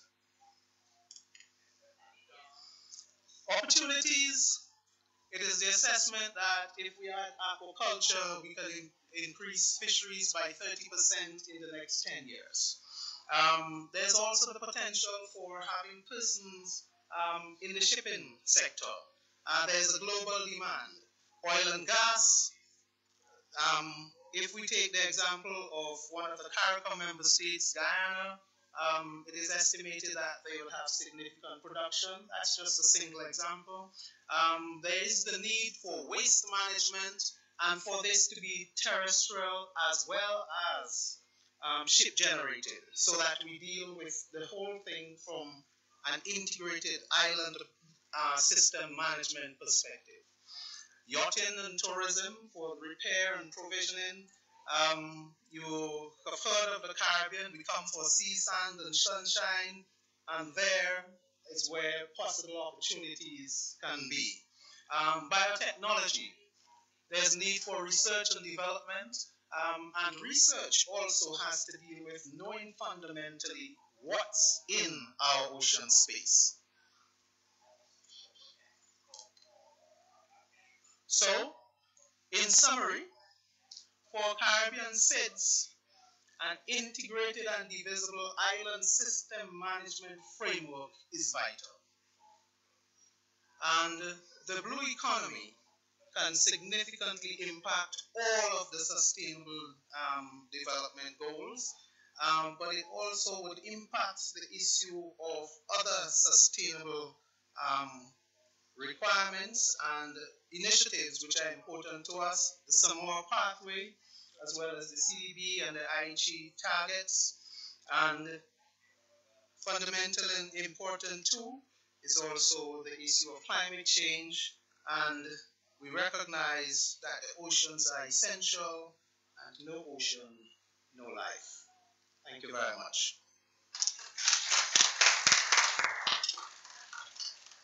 Thank you very much, Robin. So we have 20 minutes for questions. So I give you the floor. Is there any microphone in the room? Okay. First questions. Thank you very much. My name is Takehiro Nakamura. I'm from the United Nations Environment Program. As Yannick discussed about the GDP and the use of it, at the same time, I think the lending institutions are still making an investment decision based on the GDP. If this is continued, that the GDP still continue to be the kind of main indicator for the future investment activities. So, and also OECS representatives, I think rightly indicated about the vulnerability issues. So my question is there any good discussion about using different indicators or standards for the future investment decisions within investment institutions, particularly the vulnerabilities or ECS represented indicators or the Yannick's kind of new economic models? Thank you. Thank you. Maybe we can take 2 more questions and you can reply. So any other questions? Can you give the microphone to the gentleman in the back? Thank you. Yeah, I think the microphone doesn't work, so put it on.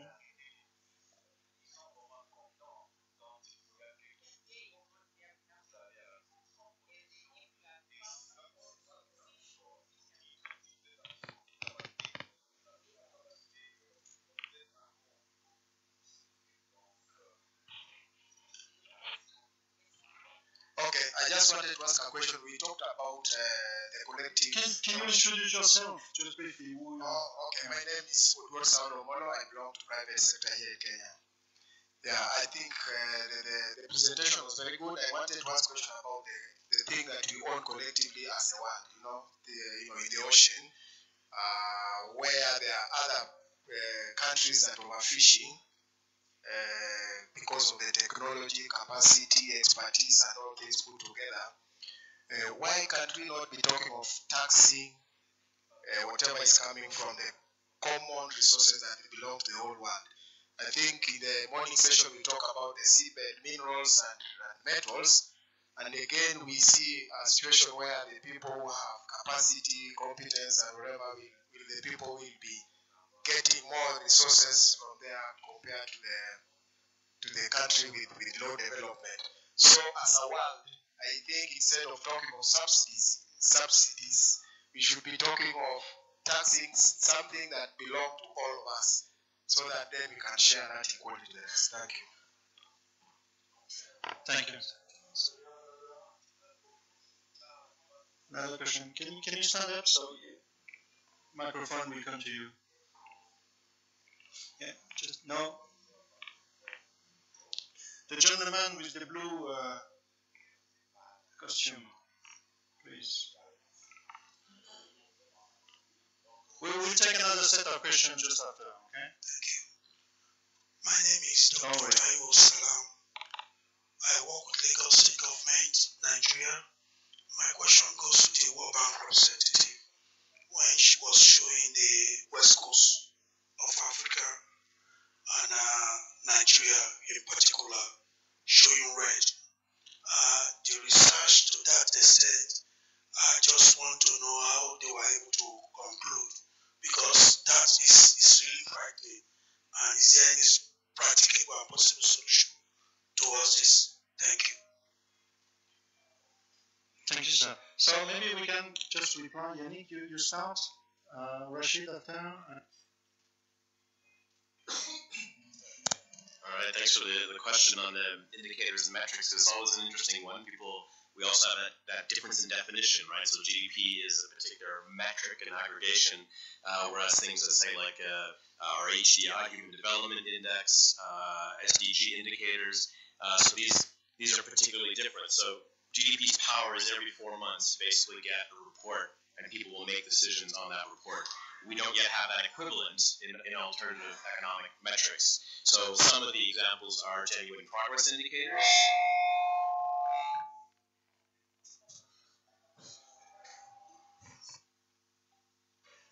That was the pro-GDP people saying, stop talking. So other examples of the only other example of an active alternative metric being used by a country is Bhutan. It gets laughed at a lot, but unfortunately, it's called gross national happiness, and everyone laughs because I guess we don't want happiness, but they actually measure that on a basis, and that's their economic performance metric. They do not measure GDP. You do have excellent indexes like inclusive wealth indicators, again, the green GDP, all these kinds of experimental pieces. But just to say they don't yet have that decision-making power or standing And again, one reason is we watch our 6 o'clock news, we get the GDP report, we feel good when it goes up, we feel bad when it goes down, we have no idea why as individuals. And so that's the power, right? It's belief. We believe in it. So anyways, I'll end it at that. But those are the different kind of nuances between available indicators and other pieces of data and the power of a number like GDP. Yeah, can I we just add something on this? And because this is interesting, because if you take the accounting system, so we are the GDP, but no country has yet, like a maritime GDP, as we can say, or ocean GDP. Okay, and this is a very tricky exercise, to develop some satellite accounting or a special accounting to be able to monitor the progress of the ocean economy or the blue economy. Bangladesh is starting to do that at the moment, but at the moment it will be like a new venture on this, because nobody else is doing this. So at the moment we are facing the situation that we are even not able to monitor the progress of the blue economy for the countries. Okay, thank you very much for that first question. GDP per capita is one of the main problems that face small island developing states. So if I have 20,000 persons with a GDP with per capita of $50,000, and we do the math very quickly, I think I have 8 zeros, so we will be dealing with 500,000, 500 quarter billion, half billion in GDP. Yeah, I think so. Now, but what can you actually have for capacity? It does not measure capacity. It's only a ratio. So when you get impacted, and that same figure is being used for states to determine whether you should get assistance or not get assistance, it does not say how vulnerable you are. The World Bank, the Commonwealth Secretariat, and I believe the IADB, the Inter-American Development Bank, are now looking at the question of vulnerability, because that really needs to be assessed to determine if you are on that permanent wheel of starting over and over and over. As concerning the second question, which looked at the measurement for the what should we do as concerning the common heritage of mankind as the language of UNCLOS. Now, I think Jan's issue on there is quite interesting in what he presented. There are some countries which are SIDS. Unless you have a foot in, so to speak, of actually fishing in the high seas, you will never be entitled to a quota because of the regimes that are in place. So strategically, a lot of countries are locked out from what is the common heritage of mankind because of the ratios of the 10 countries who have 70%. So these are some of the things for the blue economy. Last point is that when we speak about the blue economy from our perspective, certainly it needs to be embedded in national development. The ratio for OECS member states is over 85 to 1 cumulatively. For the CARICOM member states, I think 18% land space, 82% ocean space. So now when we are talking national development, it needs to be in our national development. That's why I made the point about the policies and the development and the provisions of the treaty. It cannot any longer be seen as terrestrial versus blue economy. It will not work. It has to be a collective approach, an integrative approach across sectors as well. Thank you. Rashid, you want to reply to the question number 2? The tax question. Thank you for that, actually. And this is something I think a lot about when I look at globally what is happening to our ability to tax people. I mean, And don't get me wrong, I don't like taxes, but I know why we need them. And I think there are many citizens of the world who don't like taxes, and they refuse to know why we need them. So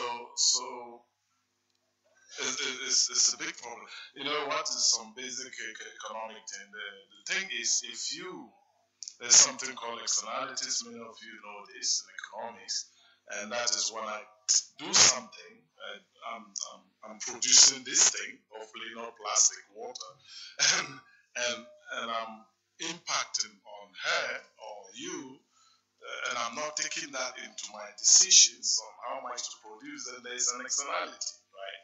And if that impact is negative, what economic theory says is you need to tax the one. You need to tax me because I'll overproduce this thing because I'm not taking all the costs in.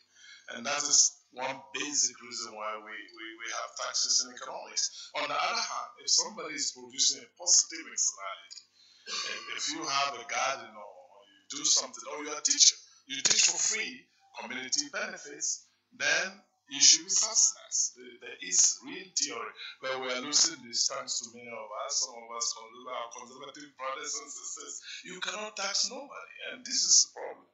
And in general, you give the job to the one who can do it best, he or she, because they add more, but then you should be able to tax them to pull resources into the society to be. Now you cannot do that. So I think you have touched on something very fundamental. If we're going to deal with this, you can dream and dream about all beautiful things like my dear friend Yannick is talking about. If you cannot tax people, it's not going to fly. If we take the model to Wall Street now and tell them, forget about GDP, there's all these things. What do you think they will tell you, these guys?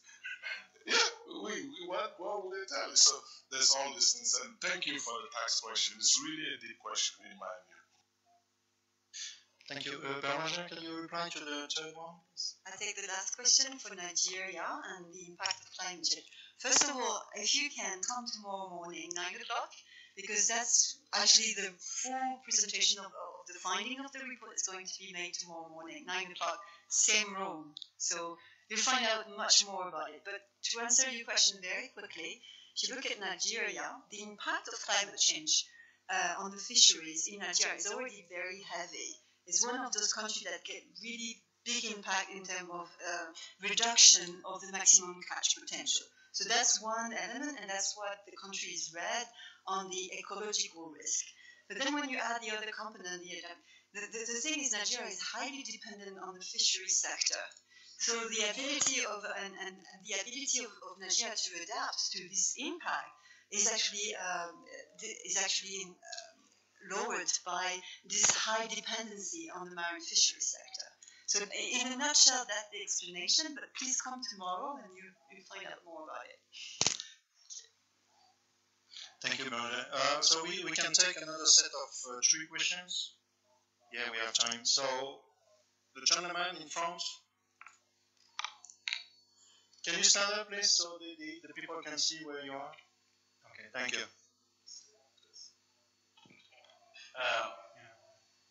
Thanks for the good presentations.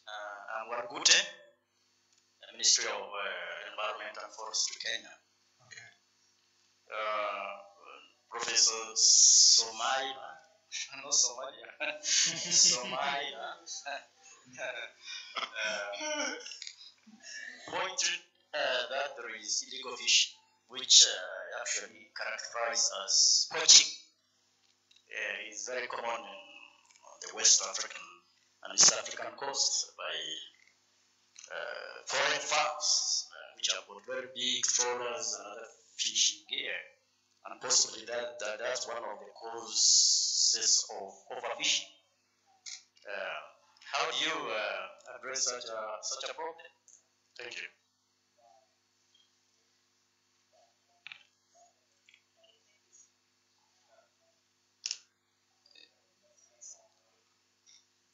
May I continue? Yes, sorry. So my name is Marc Leopold from the French Institute of Research for Development. My question is to the World Bank speaker in particular. On your last slide, you mentioned the 6 subjects that were eligible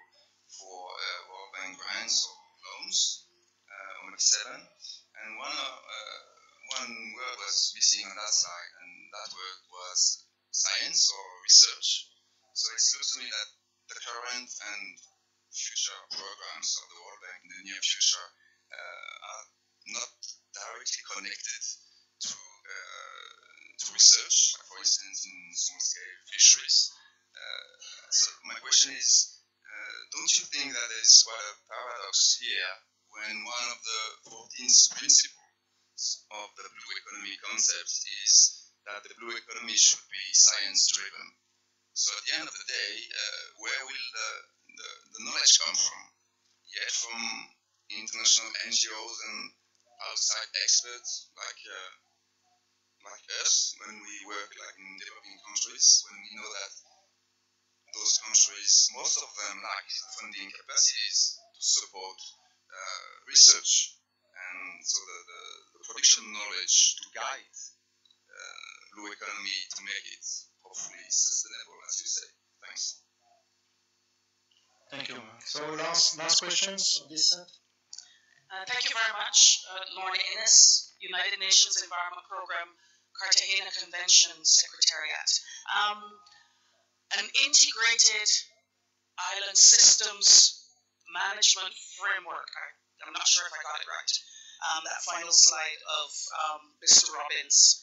I'm just wondering about the process of setting that framework in place and gaps that the panel might see for a region such as the Caribbean or any region, some of the gaps that we need to fill in order to have that integrated systems management framework. I'm thinking particularly of, for example, valuation of ecosystem services and the limited capacity that there may be in islands to do that, but also the monitoring and assessment aspects that help us to understand where we are to get a good baseline and then be able to measure against that in a cyclical process that tells us whether the decisions of our policymakers are taking us in the right direction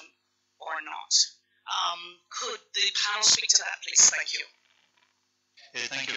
So we'll make an exception because it's waiting for long. So just ask the quick questions. First one. My name is Michel Baudouin from Canada. Family. There is some taxes on airplane traveling.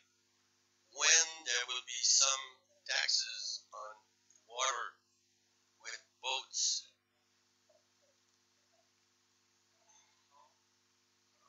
Thank you. So we reply briefly. So we give a set of answers, and we will have, I think, the opportunity to have a last set of questions. We reply, and we have 1, 2, 3 more questions to finish the sessions. Thank you. To start, Beranger. Okay. So I'm going to start on the 2 first questions. The IUU fishing in Kenya and the research. All the research is seen at the World Bank. So actually, that's a very good question. The illegal fishing happening in Kenya, and I have in the room someone who would be better positioned to talk about it. But I mean, the first activity. I mean, I'm talking about the Africa program. What country needs to do is to set up a monitoring system. Right? It's about getting intelligence on what's happening on the ocean and being able to intervene. So it's monitoring and action, really. And that's called the NCS Center, Monitoring, Control and Surveillance Center. I'm not going to get into the detail, but once you build the capacity within the country to do that, then you start to eliminate illegal fishing. Obviously, it comes also with some geolocalization system, the VMS and the AIS and all this tool that allows you to monitor the fishing boats in the EEZ of one country. I understand there is a World Bank investment coming in Kenya, a quite important one that is actually going to contribute to that. So I hope the situation will improve very soon. But we can take the discussion off after the session here if you want. On research, thank you for the question because that allowed me to clarify. Obviously, I haven't been clear enough about for everything. I mean, we only had 10 minutes and we had to cover so many topics. So going into that, I was hoping that it was included into, the slide on the Africa Fisheries Program. One of the components, if you look in there, it's there. There was 3 diamonds, 3 pillars of the way we work on fisheries in Africa. It's regional cooperation, improving governance, and economic benefit. And the governance, obviously, you need to improve the monitoring capacity and the research capacity in the country. And you're right, research capacity in Africa is usually not very high. And it's difficult, and actually stock monitoring, when you do it the traditional way with big boats, the research boat, this is very, very costly. And it's very often we're trying to support that, but it's not sustainable because government are not able to finance this very expensive stock monitoring. So what we actually start to pilot in a country is more cost-effective solutions that are complementary, that adds to the patrol and monitoring system that use research vessel, and that's using the scientific. This is not another conference. Okay, sorry. So we can take, but just to say, it's really important, and it's not. It's really part of the intervention. The last slide was on the blue bond in Seychelles, and if you look at it, there was management plan, fisheries management, and that's also included. So I think I responded. Okay. Thank you very much, Bernard, for this very short answer. Can I ask Rashid, and can you just make a very short, because I want to take, we have another set of 3 questions, and we need to close in 10 minutes. Yes. So Rashid, you have 30 seconds. I'll try. About illegal fishing. One of the things you can do is support the WTO to take away subsidies to IUU fishing, and the Sustainable Development Board also says that support, that finances a lot of this movement. The second thing you can do actually to add to this is a bit of collaboration in the continent, right? Like the West African countries, you have the Gulf of Guinea, there's 16 countries fishing there. What they could do, and the suggestion my colleague gave here is all about resources. There's no money to do a lot of the things we want to do, but if you cooperate, work together, chip in, you can then have enough capacity to really monitor the waters. The same thing with the Benguela system, East Africa. So collaboration is really important to leverage the resources internally. Thank you, Rashid. Okay. Thank you. All right. Oh gosh, you stopped me, man. Okay, Yannick, just... It's just a really quick follow-up on the gentleman who talked about science-driven. I just want to make a little caution on there. So in Canada right now, we have a lot of our scientists who are recognizing the wealth of knowledge from our Indigenous communities, 10,000, 14,000 years of incredible knowledge. So this is more about knowledge-driven, and how do we recognize and account and bring in that wealth of knowledge, which doesn't require massive amounts necessarily of outside cash and investment. It's simply a matter of acknowledging and inviting to the table. Thank you, Yannick. Just a brief one, Ruben. Thank you very much. The WTO negotiations are not going the way that's supposed. The language then has to change if we have to go there. Gap assessments have to be done if we have to change the approach on how we are dealing with all of the areas for blue governance to have it integrated. It must deal with capacity building. It must deal with resource. It must resource provision and research, because we do not yet know what's done. There is too much risk, and we must take the precautionary approach where we do not have that ability. On the taxes on vessels, there are 2 different regimes governing maritime shipping and governing aviation. Will shipping is probably the only open industry. I can win the New York lottery tomorrow, buy a ship, comply with the applicable regime, and sail it anywhere in the world. Aviation, you have to get permission from a land. Totally different systems governing international law for shipping and for aviation. Thank you. Yeah, thank you very much. Just give one word about the question number 3 about the gaps. The point is that, and you mentioned the ecosystem valuation, things like this. The point is that there is no institutional framework or policy framework in place to take this into account. So more or less, we're still doing the things as business as usual.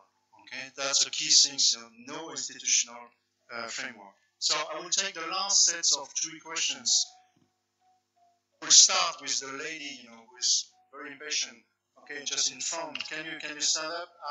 I need to take one from the gentleman on the back, okay? Otherwise, he will be really upset with us. Okay, and the third one. No, don't stand up, everybody. Okay, the gentleman. Okay, go ahead. Short, huh? We have 5 minutes. Thank you for your good presentations. My name is Isabella Masinde. I'm from Kenya, from the National Environmental Complaints Committee, under the Ministry of Environment. Now, I take it that some of the presentations we've seen here are actually complaints or allegations against crimes in the ocean, and we would like to investigate this. So, Professor Sumaila, you had a slide that showed this new continent with plastics accumulated. I think it's a bad thing, but it's also a good thing because they seem to be in one area where then it will be so easy, like if the World Bank wants to support some youth or women or entrepreneurs who would like to do recycling, then we should be directed to that place, and organizations like mine can also be involved in investigating this allegation. On growth, he talked about growth and what are we measuring? Actually, I was wondering, there's this green growth. We have not even understood it very well, but I suspect this green growth or green economy and blue economy should be intertwined, and nobody has mentioned green growth anywhere. Then another thing is, it's very Can we stick on your 2 points? No, but the last one is so important because you should have come first, academia. Okay, so Yeah, because we have the academic people there. Go ahead. We hope that this meeting is not just going to end here, but you are going to actually come up with an integrated program where you are talking about fisheries, the whole chain, not just fish. Because when we hear fisheries, like me, I just imagine that fish. And yet the ecosystem is being depleted. Thank you. Thanks a lot. So, next speaker. Yes, microphone. Take the microphone, my friend.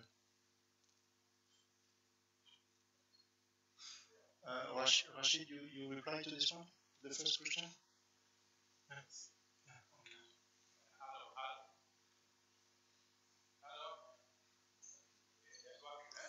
Yeah, my name is Morgan Alfred. I represent an NGO called Institute for Development and Welfare Services here in Nairobi, Kenya. Now, I have 2 questions. The first question is, what is the percentage of blue economy in the world economy? 1. 2, why is Indian Ocean salty? Can the fish in Indian Ocean be affected because of the water that is salty? Thank you, that's all. Can you repeat the second one, please?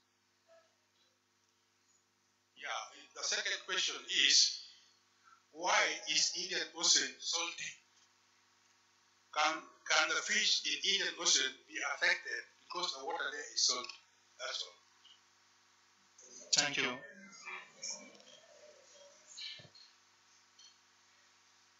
So I take the last, I think it's you, yes. The last questions of this session. So. Yes, thank you. My name is David Summers with the University of West Indies in the Caribbean in Trinidad. I just wanted to respond. The gentleman he asked a question, which was quite deep. He probably didn't elaborate on it, but I just wanted to touch on it just briefly. For some, he asked a question about why no taxes on ships, right? And I think my colleague up there, Robin, he referenced some shipping where there are no taxes. But the thing is that under international law, you do have a regime called the exclusive economic zone. And it's very clear what the law says about the exclusive economic zone. Coastal states have a right, a sovereign right and jurisdiction over all economic activities taking place within that exclusive economic zone. So the question we have to ask ourselves is, what then do we consider to be economic activities? And as far as I'm concerned, there are a lot of activities taking place in that ocean sector, not just fishing, which should be considered economic activities. And if we were to frame it within that kind of discussion, then we look at some shipping activities, particularly things like tourism, right? Which generates, as Robin pointed out, Okay. $47 billion. Yeah, thank you very much. But we only have 2 minutes left. Right. So 2 minutes so to ask the question.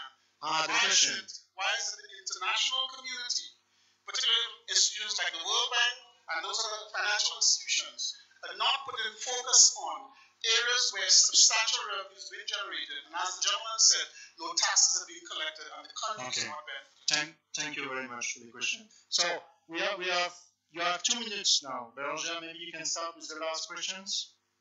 Okay. I try. Well, why we don't put? I think we do put pressure.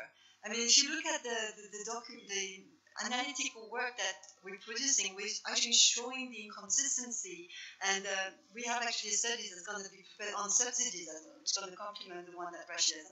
So, but remember, we're not taking the decision. We only can advise the country. The country is sovereign, right? So the best the bank can do is influence that we're doing, and we're doing through 2 avenues, the analytical work on one side and the investment. When we prepare and invest it with the country, we're trying to gear it in a way that actually brings sustainable benefit for the large, small-scale community, etc. So it's maybe not very visible, but I don't think we can take decision for the country. The country has to take the decision. Thank you, Roger. So you try to reply to all the other questions? Yeah, Sister Isabel, that's your name, right? Yeah, you did well. After the second attempt, you got my name right. Thank you. Yeah. So actually, you made comments, and I like all the comments. They are important. On plastic, if they are accumulated in one place, it's going to be easy to collect them, which is a good thing, right? But the best would be not to have them in there at all, right? You will agree. So your comments are all well taken, and we need action. We shouldn't just go home and go to sleep after this. Everyone should commit to something to try to improve. Blue economy size in the world, I don't have a number for you, but I remember a report from WWF where they actually, they say that the blue economy would be the 7th largest economy in the world if it was a country. That is one thing I remember, so that gives you an idea. Taxes, tax resources, make sure anyone who benefits from the resources pay for it. Access agreements is a big thing that Europeans and Chinese sign with Africans to take fish, and the benefits to Africa can be really small.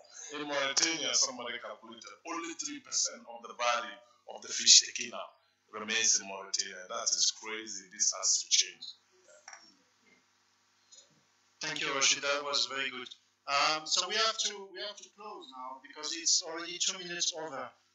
So I would like to thank you, everybody. I know this is not a very sustainable session, so we can say it's just a blue economy session because nobody had time to ask questions and we didn't have time to discuss many good issues. So I would like to thank you, everybody, especially the audience. You were almost as good as the speaker, so this is very, very good things, okay, for the future. So I would like to join you. We have a special, very good session this afternoon at the university. I said that, but I organize the bus, so if you want to join me on the bus, we go to the university now. So thank you, everybody, and I see you later. Thanks a lot for the speakers.